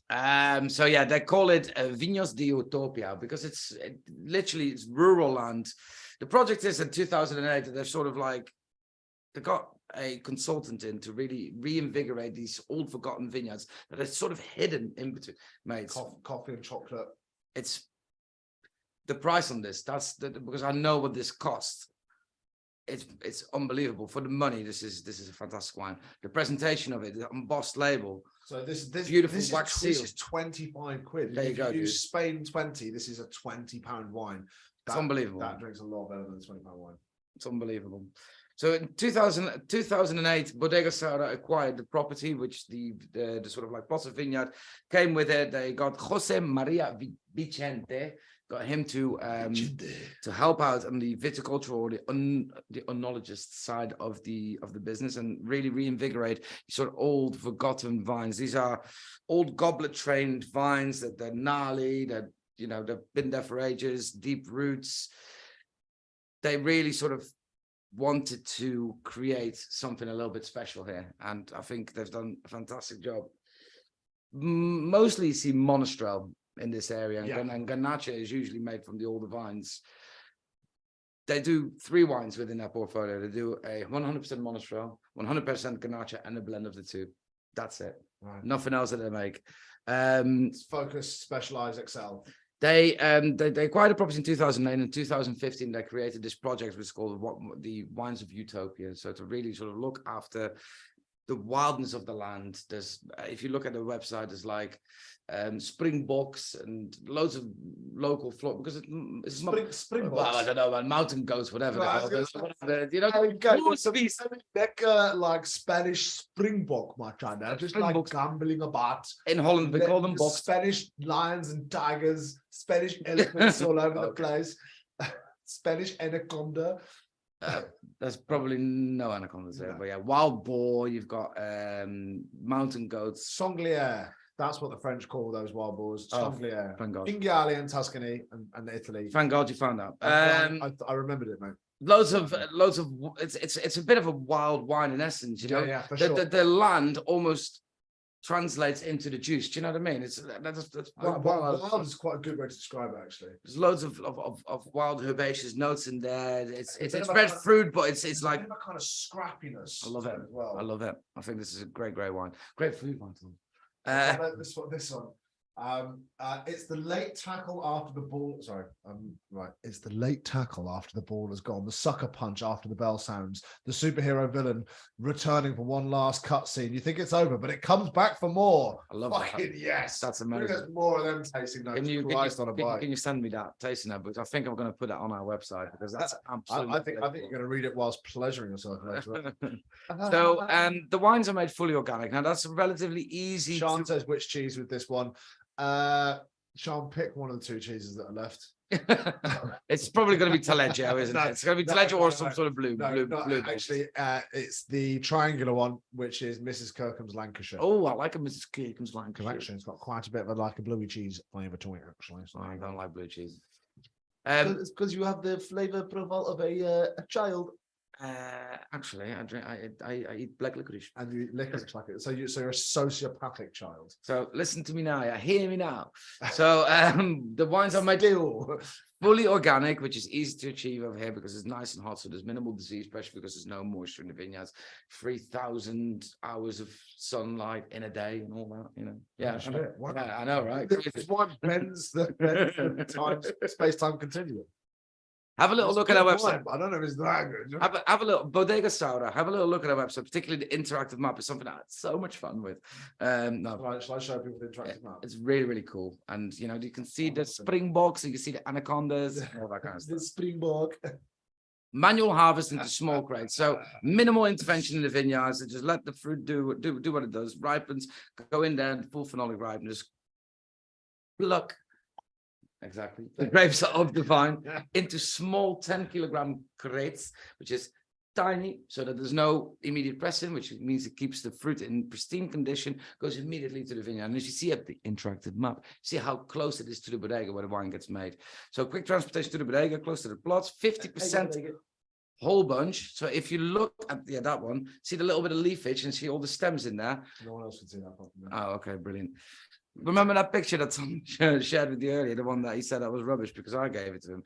So that one is, you can see in those limestone concrete fermenters that there's loads of different bits of stem, and that's where you get that green vegetableness from in the wine as well. So pumping over once a day. These little berries right there, all the stems, but attached to every single berry. They're literally they just fuck them in there, and then Oh my God. they stomp them with feet like it's fucking No. At this 10%. point, they've just been crushed. Yeah, they're sitting in the fermenters. You know 8 day what? I mass. take it back. That's a damn good photo. It is a damn good photo. Look at the boobly. Look at the Look boobly. at the boobly. You know where those bubbles come from? Fermentation. Very good, Tom. Very good. I'm glad you paid attention. The maceration lasts for 8 days on the skins, followed by a gentle press. Then those juices are getting collected and they are transported to French foudre. So foudre are fucking massive, 1,000 liters, 100 hectoliters. which Big means tanks. there's a great smaller surface area to Good. volume ratio, which means that less interaction with that wood. You get the influence of wood, you get the influence of the resting, but you don't get too much. Like if you stored it in lots of small barrels, there would be much more interaction between that liquid and the wood, so it end up overpowering it. But the fluid in this is still nice and bright and fresh. Exactly. You know, if it was going to be in smaller, If it was bigger than that, and it was 14.5%, and it was Bushvine Garnacha, and it was, I think that would probably be too much. I think that actually is a to say a saving grace would mean that I'm not enjoying the wine. That's definitely not the case. I'm definitely enjoying the wine. But if it was more woody, I think that'd be overpowering. Stonker of a wine. Malolactic fermentation takes place, which where they transform the malic acids that you find in green apples to lactic acids that you find in yogurt, which makes them a lot softer. About 85% of the red wines in the world go through this process, and some white wines as well. It's non-filtered, so there's no benzenine or any egg whites or whatever being added to it to solidify the solid parts in the bottom of the tank so that they can rack the juice off. This is all done by gravity. So sometimes there can be a little bit of other matter in there, which is completely fine. There was a little bit. Did you have a little? A little bit. It's texture. 100% Garnacha, and there's only 2,100 bottles produced every single vintage. Not a great deal. That was a Beautiful wine. Super wine. Really interesting wine. Very enjoyed that very much. Love their ethos. I love the project. I'm going to put you on the spot Go on. because these are all your wines, and you're going to be a fucking gimp about it and be like, no, they're all amazing. They are all amazing. Where are you positioning your favorites at the minute? I felt like all of them. No, this is, but it's also no, it's not the most expensive one. That's interesting. No, it's by quite a distance. Because I know this wine, I've tasted this a few times. I'm tasting this one for the first time because I've only just started the job, guys. They can't let me taste the whole portfolio because I'll be drunk every day. They could, but yeah, that's not a good idea. I've also got some work to do. This is the first one I'm tasting for the first time. First time. This is the one that I've tasted many times because it's the one that jumped out to me, and this is the one that we're incredibly proud of that we're doing business with. It's so put your fucking money where your mouth is. What's leading for you right now? Number one for me. Oh wow, that's interesting. Number one is absolutely I'm looking forward to going back to that one. But then it's a great wine. Close to number two. I'm gonna sell a lot of that. That's because of the value for money. Right. I think the price point wise, that's yeah. Well, let's see what the fuck happens now, because I think this is going to get blown out of the water by the... No, I'm not want to stop drinking, mate. I'm going to stop drinking, mate. Right, this is the... It's got Cabernet in it, though, so I'm a Cabernet drinker. Bodegas, El Goru, 38 barrels, Monastrell Syrah Cab Sav from Umea in southern Spain. That is... Yeah, that's next level, that. So let's have a look straight away at the difference in color. If you still got some left, which I doubt you have, unless you went for a full bottle, Sean. You went for a full bottle, didn't you? Hey, listen, about 7 people went for the full bottle option on this one. Thanks, guys. I think the Prowses went for full bottle. Thanks, guys. Sarah Cartley's went for carafes, and she was on her own. Well, no, she's got a pal with her actually, but either way, Thanks, Sarah. Hard motherfuckers want to find me. Yeah, we've done quite well. We've done quite a few wines from this region, right? And quite a lot of Monastrell on our tastings, and it's very consumer friendly. Everybody usually likes it, right? And this is their top end wine from a agency that we call what that they call themselves Ego Bodegas, and this is their El Goro range, which is based on a hermit. So the first guys to put like a really interesting label on a bottle of wine, particularly in the old world. This is a blend of Monastral. There's also got some Syrah and some Cabernet Sauvignon in there. I like. It's a great little sort of like marriage of delicious grape varieties that make some really, really stonking, full-bodied, powerful wines from Monastral. I think it's about 85% of the plantings in this region. That's everywhere. It's probably even more. You know, it's the main. It's also known as Mourvèdre or Mataro. And Mataro, yeah. You know why they call it Mataro in Australia? Because they're fucking Australian. So it's No, Tom. So let me educate you on this Please one. do. This is a great one. So there is a place in Spain called Mataro, and that's where the chap, I forget his name, something James. Why you putting on a posh accent? Ben Benfield, whatever. Because I'm throwing out some facts. This is hot take territory here. So he got there and he picked up the grapes to take them over to Australia. So the clippings of or the clones of Mourvèdre, but he picked it up from Mataro. So when he got there, he was like, "Oh, what's this then?" Mataro, It's Mataro, mate. So they called it Mataro. But didn't know it was Mourvèdre or Monastral. I love that. So let's have a little look and dissect this wine. So it's not as sort of purple as some other Look at the Monastrals outlook. that we have come across. Look at the There's outline. a little bit more, Garnet. yeah, exactly, a little absolutely. bit more brick, which means that the suggestion is maybe a little bit. This older looks like an older than wine to me. it is. What vintage are we on? 2018. Interesting. 5 years old. 5 years old. Got a little bit about it though, hey? Look, so rotate the glass that way and look how it stains the glass. I love it. I love it when he tells me what to do. Rotate it out. Stained legs. It's got to do with the skin of the grapes. It's got lots of color in it. Think about it. With South Spain over here, the grapes that need to develop a thicker skin to really withstand, so they don't get any sun pressure, sun exposure pressure. So there's a couple of things that you can do. Either you let the grapes do its genetic thing and adjust themselves to the climatic conditions and develop thicker skin. Do a drive-by. Drive-by. It's herbaceous again, man. It's eucalyptus. Yeah, big time. Beautiful. And it's got that. Yeah, this is right up your strasse. I already know what your top wine's going to be. Yeah, it's going to be this one, isn't it? So yeah, they can do a couple of things. They can either manage the canopy quite cleverly so that they have lots of foliage, sort of wrapping themselves around the grapes to protect them from that sun exposure, or the grapes. So lots of foliage. Yeah. Here he is. Here he is. Siri, go fuck yourself. Ah! My Siri's fucking chirping. He said he won't respond to that. Why is my Siri a dude? Mine is. Anyway, stained legs, brick to garnet color on the outlines. The inside is more ruby red. Some really fine tannins going on there, which is really, really nice. On the nose, like a damson. Black and licorice from Sean, blackberries, fir trees, foliage, wild garlic from the Cartilage clan. Ooh. Sean, hints of menthol cigarette. Yes. What's up? Yes. Menthol Cigarettes. I like that. I've got to be honest with you, this is a lot drier than I was expecting it to be, which is making it. Oh, that's my mom. I like it then. Which is making it a more refined wine. It's not just a big jammy bay. This is that top level one. And how much are you selling it for, grape to grain there? I feel like it's about 38 quid. Outrageous. Should be at least 40 odd. So yeah, no, 36 on your website. Okay. And if you use Spain 20, you get 20% off. What's up? I didn't agree to that, but you know, Doesn't whatever. Don't have to anymore. Yeah, so this is El Goro. So they named it after. In fact, you should want me to discount this as much as fucking Mate, possible. everybody buy it, please. Because I pay you the same price no matter what I then charge anybody else for. Mate, commission it. 75% off. Let's go. Party time. What's that bit in Step Brothers when the brother goes, I do just for shits and gigs, just for the commission, or something like that. I haven't eaten a carb since 2007. See these? It's the Catalina wine mixer. Oh, I love that. That was too loud. That probably just blurred out everybody's sound. So the Goro wine label is inspired by a character who lived as a hermit. True story. These guys have it's a relatively young company though. So Umea Murcia, established in 1966. This is actually a good wine fact. Forget all the other rubbish that we talk about. They're all good wine facts. one of the oldest DOs Believe in in yourself. Spain, apart from Rioja, of course. Jumia. 19,000 hectares of vineyards, and 80% of it is Monastrell. Love this. I love how just conflicted all of you fucking psychopaths at home are. Really getting the taste of smoky burnt tires in a good way. Yes, Wow. it smells an appropriate amount like a riot.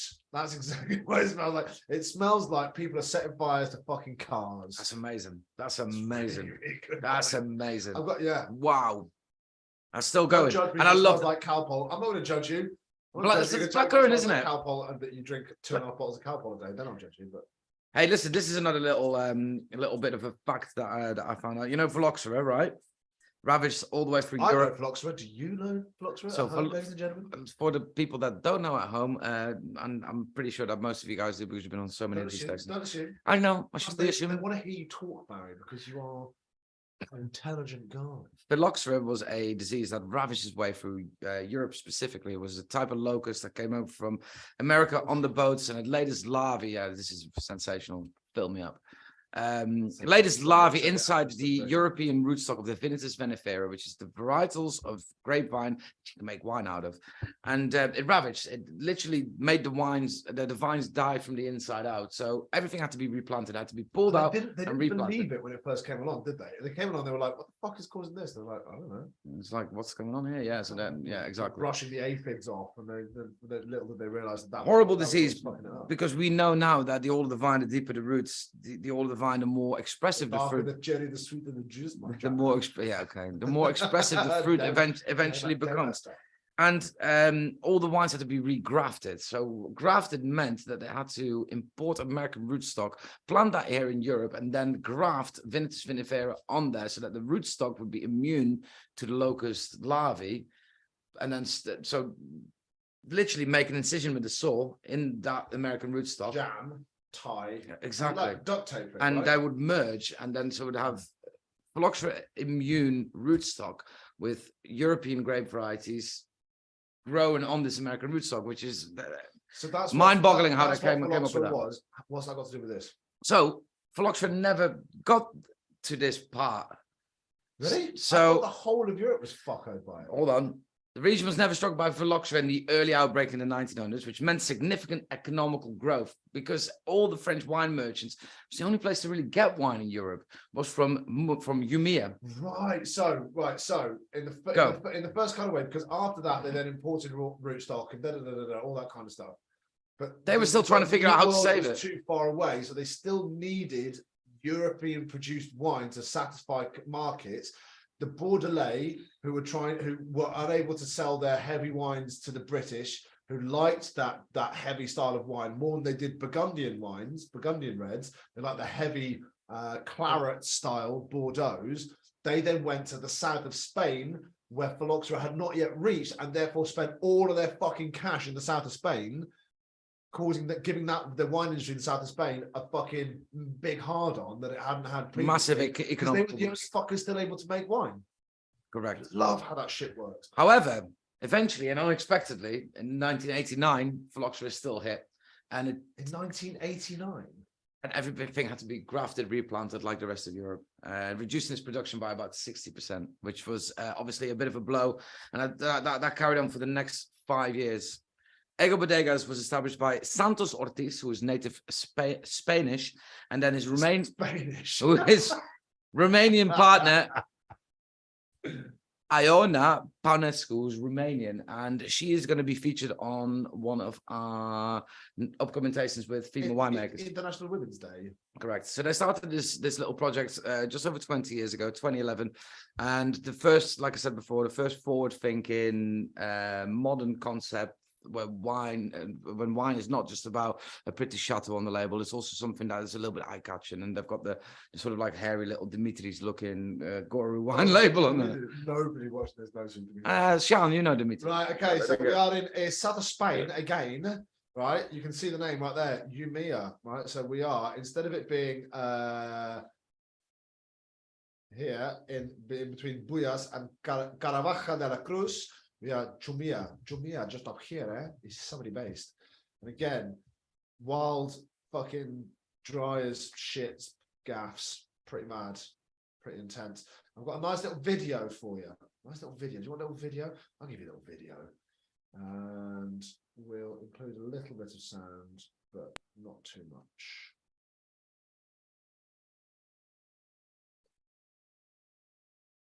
Can we talk over it? We should be able to. We'll swiftly find out. What we're seeing here, guys.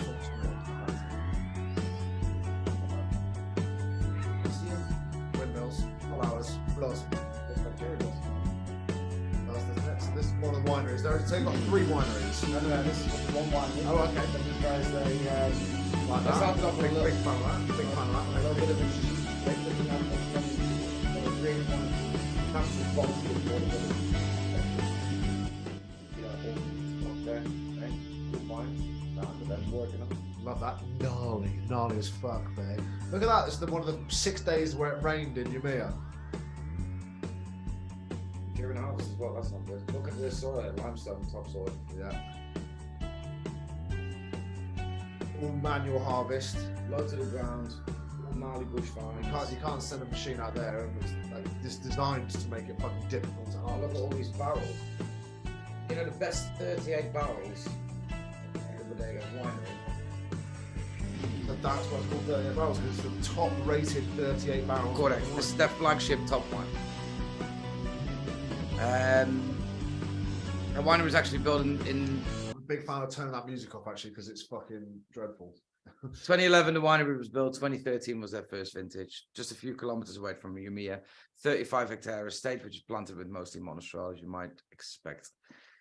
More than 10 years that have devoted themselves really to finding the best vineyards as well and the best fruit possible. So they also work with other growers. 38 barrels, as I said before, comes from the 38 best barrels within their winery. And this is it. We can see it. Look, it's getting labelled up right here, bitches. What's up? It's not bad. The result of rigorous selection. That's this process, wine. Oh my god! producing the very best Exactly grapes. the right video. What's professional? Monastral, Syrah, and Cabernet Sauvignon. Hand harvested in the 3rd week of October for optimal ripeness in 15 kilogram crates. It's co-fermented, so a bit like Condrieu, rather than separately fermenting it. But these guys all get put into one barrel. New French oak, 12 months, multi-award-winning wine. So that if you look this up, they've got Decanter Awards, Wine Spectator Awards, you name it, they've been there, they've been awarded it. It's fantastic. And how much are you paying for this? 38. 36 on the website. Spain 20 gets you 20% off. Buy it now. Delicious cherries, pine needles, and a smooth, almost creamy aftertaste. This isn't the to say. It's gonna go really well with steak. Yes, yeah. The dryness actually would help with that. It's really, really good steak winders. This is so the natural comparison to make is with the Juan Gil Blue Label, which a lot of people at home will be familiar with because it's been on our shelves for an awfully long time.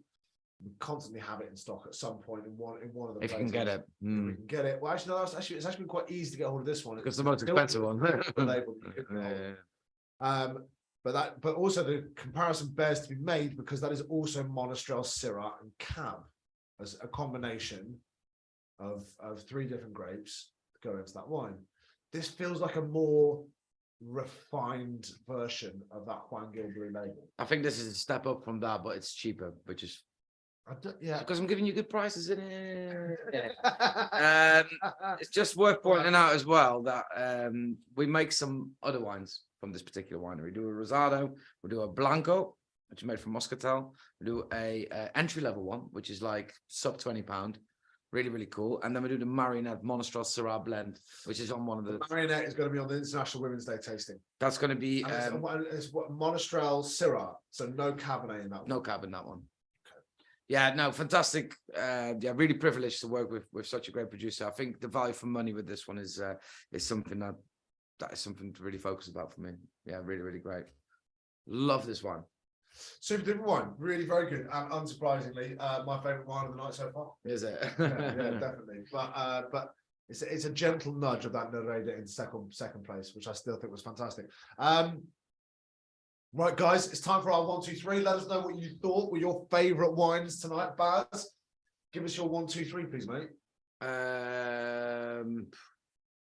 think this as well, because it's a dry style of Monastral. Yeah, it is. I love the nose, and I love the way that it sort of like ties in with the palate. For me, it's 4-3-1. 4-3-1. I'm going to go 4-1.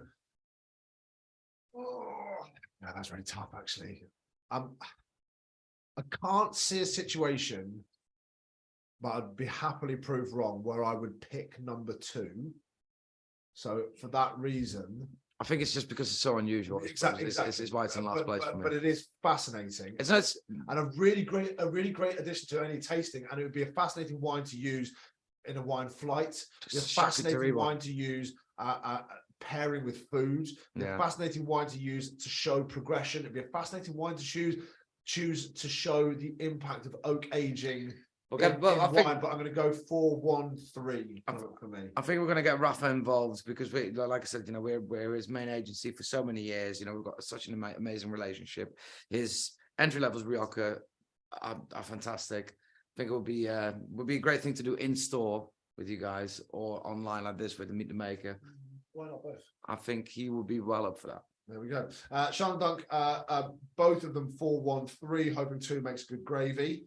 The Mabs is 1-3-4, loving a bit of the old narrator. 1-4-3 for Heather and Stephen as well, the Kerrs in unison. Mike and Jeremy and Rebecca. Rebecca says 3-2-1. Mike says 2-1-3 and Jeremy says 2-4-3. So there is love for it. Good job. They went for the old paraf there, isn't there? That's pretty good. Sarah Cartley's went for 4-3-1. That's so interesting, this one, by the way. That's amazing. The Algora. Yeah. Yes, outstanding. Liz and Paul, both of them were 2-3-1. So they were massively enamored with that Balamayor. There you go. Vic Morgan, 4-3-1. Kat and Dave, both of them 4-1-3. Nice. Mike, Jeremy, and Rebecca, 2 has blown us away in this household. So there we fucking go. Love that. Love it. The Almonds, Claire and Jason, 4-1-3. Hi guys. Lardan was at 4-3-1 for us 3. There was I don't even know who was on it, but I recognize all your names. So lovely to see you all. Yeah, a really great tasting. So obviously you're biased and you're not going to tell me and say that any of your wines are shit, but we have actually chosen 4 fucking brilliant wines here. It was really interesting. There were definitely some standouts. I think 4 and 1, I think were. That should be on the shelves, man, all the time. Will be. There's no doubt about that.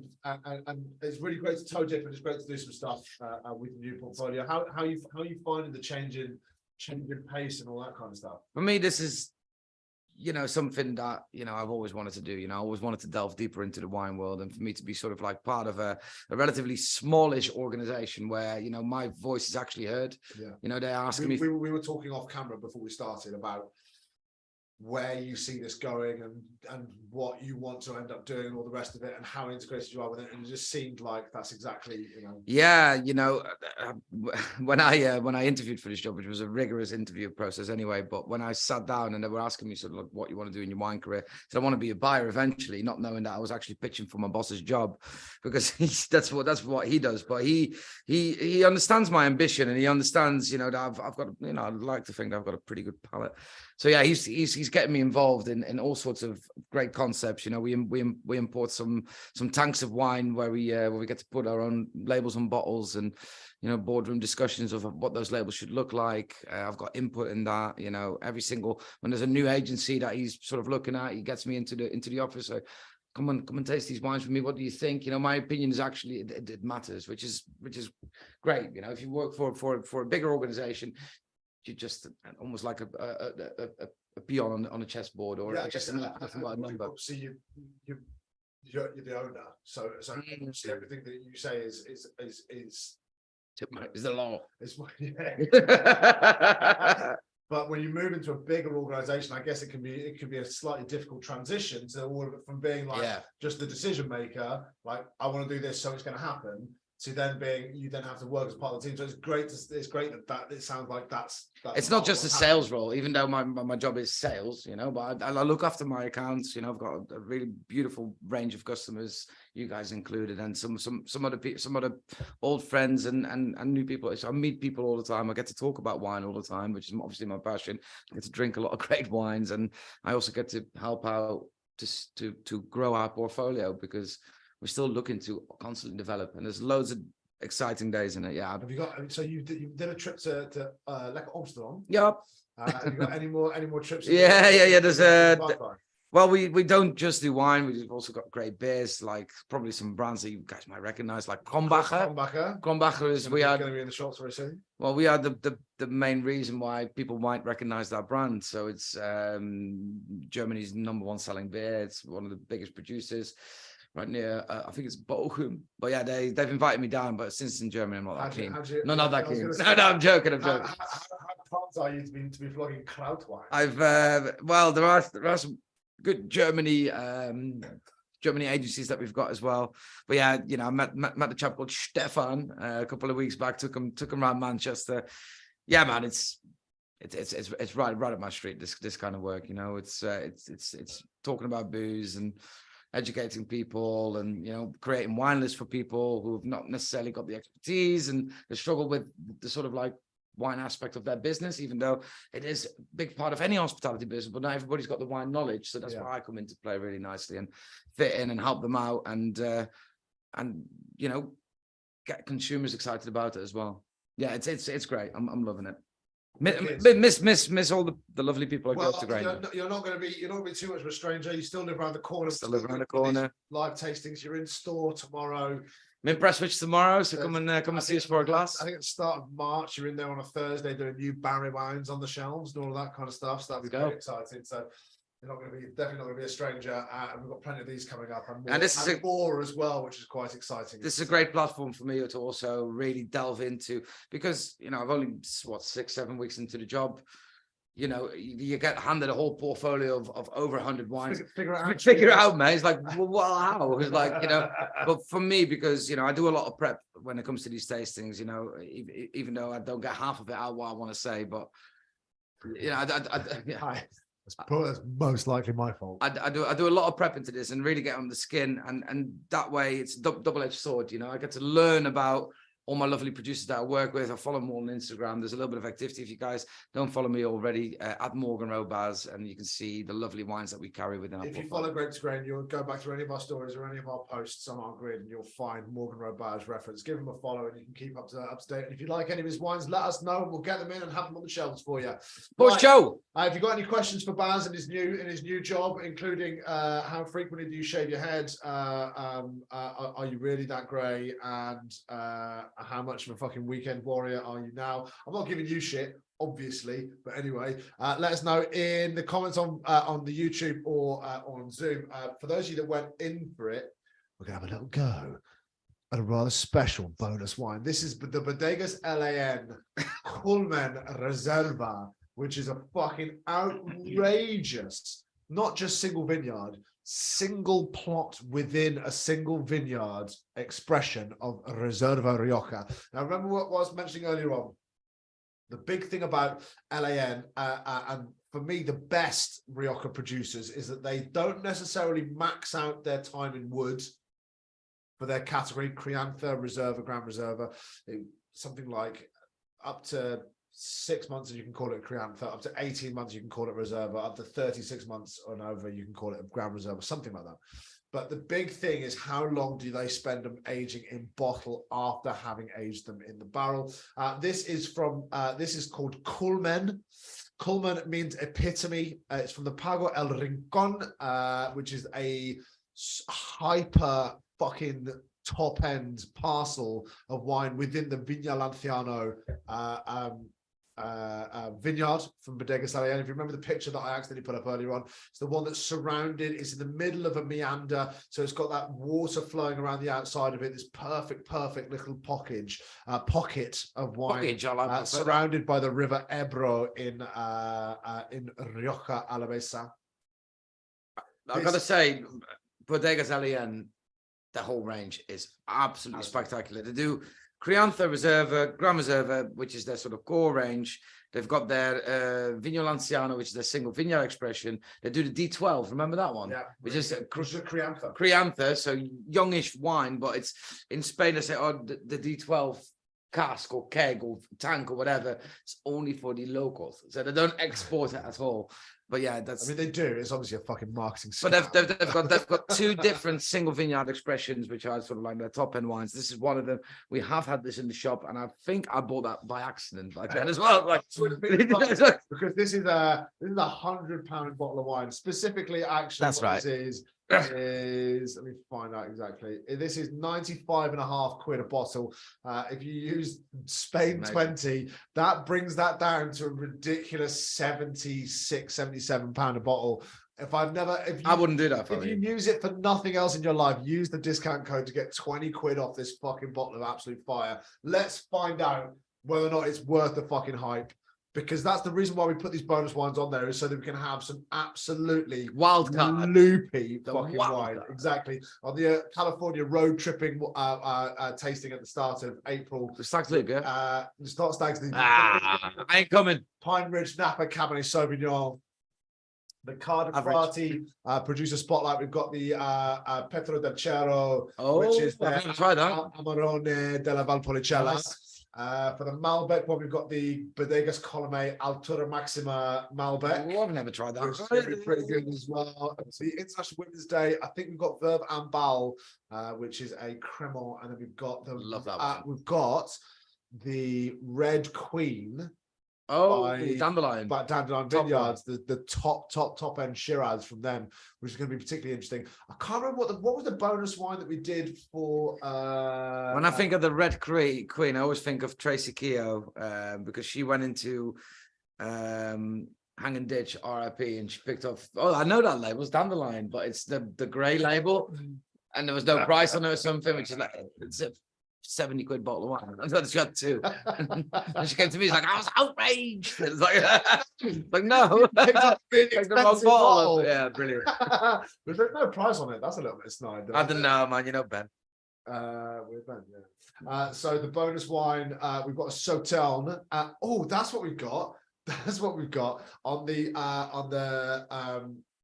Around France and Six Wines tasting. We've got a bonus, a bottle of Champagne Tribot Millésime Brut 2014 vintage champagne, which is also from your portfolio. Please get that, guys, because that's my. Otherwise, we're just gonna be drinking champagne. Well, You guys can go fuck yourself. Well, But- firstly, we're giving you a good price. Secondly, it's my champagne agency, so I'm obviously, you know, many people have done stations with me that know that champagne is my first love into wine. These are the only organic producers in Champagne as well, which is incredibly hard to farm organically. Anyway, Let's that's on- do it, That's do on it. Around France in Six Wines. Let's get back to the Bodegas LAM. Oh, yeah, I we're mean, doing this one. immediately, this is deep and intense and powerful and It's inky not in Morgan colour. window, is it? It has a very, very, very short gradient to a brick and garnet color on the outside of it, but the deep Barry thumb test is, I mean, it's inconclusive. To be honest with you, Look at the stains. you can't see through it, but there's quite a lot of extraction that has happened on this, which tells us something. I love the nose on it. Oh my fucking god! That's really good. Gingerbread, you know. I was really. Gingerbread. I mean, whilst you were talking, I was really like trying to go on Oh that. my fucking god! Bramble, blackcurrant, Brown sugar. muscovado, if you like. Yeah, you know, yeah, that's yeah, all. yeah. No, not as dark as Muscovado.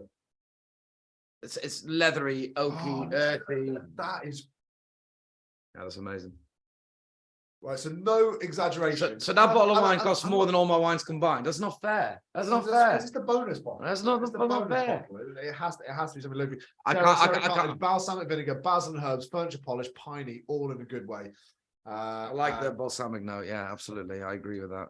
You know, have you There's ever had? there's something else there. Digestive biscuits. Have you ever had fruit and balsamic vinegar over the top? You know, like reduced sticky balsamic vinegar. The glaze. Mm. You know, but not that. You know, the one that we used to sell in the shop comes in a little glass bottle that's just been aged. It's not Yeah, yeah, not been reduced. It's just Yeah, yeah, aged yeah. balsamic vinegar. And So I was in Modena. Bologna. Modena. Bologna. Okay. You might remember from the Instagram stories that all the Instagram pictures Did that, you go that, to- that I put out just before I got dumped in Florence. You might remember that last year. I think I'm gonna throw up. So whilst I was still posting before I went, we went to We knew when the trip was done. 3 days. we went to a balsamic balsamic tasting, and they were like, here's like balsamic, here's like a fucking 12-year-old balsamic, here's a 25, and here's a 40-year-old balsamic. I was like, do you want to taste it? She was like, I want to spread up with you, and I was like, oh my god. What else were you I tasting? still want to taste balsamic vinegar. No, that's not All right. But That would be yeah, amazing. that aging process of balsamic just turns it into something fucking mad. Cheers, ladies and gents. This is absolutely amazing. Tom, I'm swearing as much as you. This is amazing. Freshly cut wood and cake batter. Duncan says digestives and tennis balls. Tennis balls! Oh my fucking god! R.I.P. Harrison. He's not dead. He's not dead. But you know, he doesn't work for us anymore, so he might as well be dead. Go fuck. Hey. He talks like his mum came in the other day and said, no, it was his sister. It was his sister that came in. It was like, because you know the Hayden, yes, right? Hayden in our Rami shop. He's super young, super enthusiastic, really, really cool guy, but just like quite sort of monotone and quiet. He's like, yeah, okay, like proper teenager, right? Mm-hmm. His girlfriend was in, and with his girlfriend was her friend, and that was Harrison's sister. Wow. My brother used to work here, and I was like, oh yeah, what's your brother's name? Harrison. I was like, get the fuck out of the shop. I love Harrison. My mum is commenting on our YouTube. This bonus wine packs a punch, very vegetable. Auntie Jan has fallen off the sofa. Almost not wine. Love that. This is just focus on this. Yeah, all of them. My mum and my dad and my Auntie Jan. Hello, everybody. How you doing? Cheers, guys. Yeah, it's all right, that one, you know. Shut the fuck up. That is mental. It's not fair. Of course it's not fair. It's £100 bottle of wine, mate. It's accumulated of the it's my second language. 2.5 times the price of the most expensive bottle on there. It's supposed to be a comparison. That's pretty good. Yeah, but you're gonna ask me, is this gingerbread is a fucking lekker stroopwafel. It's stroopwafel. Stroopwafelen, right? Yeah, very good. Een klein beetje leberkuchen. Leberkuchen. Leberkuchen. Yeah, I'm not gonna finish that then. I am. You lie like a Japanese watch. Yeah. Very, very good. Well, you're gonna ask me, is that influenced your choice or? No, it hasn't. I'm stick to my wines. No, really good. Yeah, that's a showpiece, isn't it? Very special wine. Fuck me. All right. Moment of silence. Take a moment of silence there, ladies and gents, and enjoy it, because Tom's not silent very often. Just take it in. That might be the best wine I've tasted in the last 2 years. Wow, that's big words. Is this the first time you're tasting this? Yeah. Oh, I've got a feeling. I've got a feeling we've done this. No, we never have. Maybe I've done it in store then, because I've got a feeling I've tasted this before. What other wine? I don't know what I do. What other wine really stands out as being a wine that would ride? The Chateaubriand Cantignac is arguably one of the finest wines that we've tasted together. Yeah. One bittersweet experience was the Chateau Lafite Mouton Rothschild, which I tasted last year. Which was R.I.P. Borry. Unbelievable. It's coming to exactly a year in 5 days. Really? No fucking way. Yeah, man. Yeah, mental. I know. This is the project anniversary of Barry's dad. So yeah, it's a somber, but you know, beautiful note. Yeah, you know, I'm gonna remember him for sure. Gonna pour a glass of something nice. I'm just trying to figure out, because I'm sure that did we not do a producer spotlight on this particular producer? We didn't do the Coleman. Well, I'm just looking at it here. There's an extreme organic Rioja Crianza. There's the Crianza Reserve, Gran Reserve. Viña Lanciano, is that the one we done then? Yes. Right. Okay. But that was. This is a sort of like microscopic part of that vineyard. So the best parcel. Yeah, it's pretty good. It's all right. Got a bit of capsicum. That then changes actually into freshly ground black pepper. It is a good wine. Is it going to change your lineup then? Oh yeah, 100%. But it has to. That's fine. There's no way that you can try this and it not be the. Like I say, I'm not over exaggerating when I say I think this might be the best one I've tried in the last 2 years. Oh, wow. Okay. I'm trying desperately to think of a wine that comes close to it. For that price, I mean, with a Honda. Of £100 a bottle. Did you taste that? It wants to taste amazing. Did you taste the Pearl recently when that was in stock? Where was that? Last time it was maybe 3 years ago. Oh, when we had it. When Jem Oh, no. When Jem gave a fuck about us. He gave you the bottle, and then you took it down south to your mum and dad and drank it with them. And I never tasted it, so there you go. It's okay, guys. You know, it was Christmas, so you know, I forgive. I had a bottle of white Burgundy, so There's a bit of sunblush tomato. it is very complex, very how do you say? Not tiered. The flavors layered. That's it. Layers of flavor. Every single time you visit the glass, and that's the sign usually why I say is it's a quality wine. Every single time you visit the glass, it's something else that's showing you. Remember when I used that analogy saying it's a burlesque? It's a little bit of burlesque. It's not like shouting at you. Okay. Anyway, So it's obviously going to come in number one because it's 2.5 times the price of anything else. I don't know, man. So I prefer the Valmio. fuck up. There is no way that you could possibly. So it's not going to affect our overall thing because otherwise Barry's going to cry. But that is outrageous. Outrageous wine. 100% worth the effort. Who went for the full bottle? I think it was Lizzie and Paul. Oh, You guys got a fucking night ahead of you now drinking that. Good fucking on you. I love Listen, guys, we're going to say goodbye. Thank you all so much. Thank you for joining us That on was this tasting. It's been great to have you. It's been great to be back in the swing of doing these tastings. I've got to be honest with you. Thank you so much. Mike, Jeremy, and Rebecca, this has been ace. Really ace. Thank you so much. Yeah, we enjoyed that. That was good fun. Mate, they're your fucking butt. Oh yeah.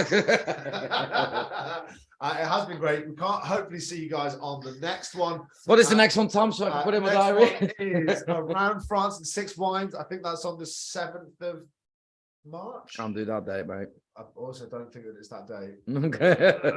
Never mind. Yeah, because I think I fly to Morocco on the 7th of March. It's definitely not. It's that. either the 3rd or the 10th. Yes, the 3rd. The 3rd of March. Bloody hell, 2 France weeks, and mate. 6 Wines. Woo! G2G fan will get you 50% off. It's worth pointing out that G2G fan will run out, or at least it will change. G2G fam, G2G FAM will get you 50% off any of the tastings, any of the live tastings this month or next month. It will go down to 30% once we get into April and we launch the Patreon, and you can keep your discount level as high as possible, but you'd have to then subscribe to a higher level to get involved. I've just pulled up what we're actually doing on that France tasting. There's going to be worth booking on for. We're doing a Alsace Riesling, textured, lovely, delicious. White Burgundy, Saint Véran. We're doing a Sancerre from the Loire Valley. We're doing a red Burgundy from JCB. Yeah, Jean-Claude Boisset. There we go. And then we've got some Margot from Chateau d'Arzac. Chateau d'Arzac, their second one, the La Bastide. It's fantastic producers, like one of the producers I'm really proud of having within my range. And then the Chateau Vaguilo, blah, blah, blah, blah, French, Chateauneuf du Pape. It's going to be brilliant. We've got the rather exceptional Pete Liggins, who's buying his way through the entire stock of that Narada. Good lad, thank you. Pick up tomorrow, brother. I'll see you tomorrow. Right. Tomorrow in Prestwich, yeah, I'm there. If you want to. Right, guys. Peace and love. That was lovely. Jobless, Haile Selassie, Rastafari. We'll see you guys on the next tasting. It's been really rather good, mate. We had a good It's time. been really rather good. So We'll see you guys the next one. Any more of that Valle Mayor? Let's go. There is. Yeah. Yeah. Let's not make a rose. Give it a little bit of piss just left there for you.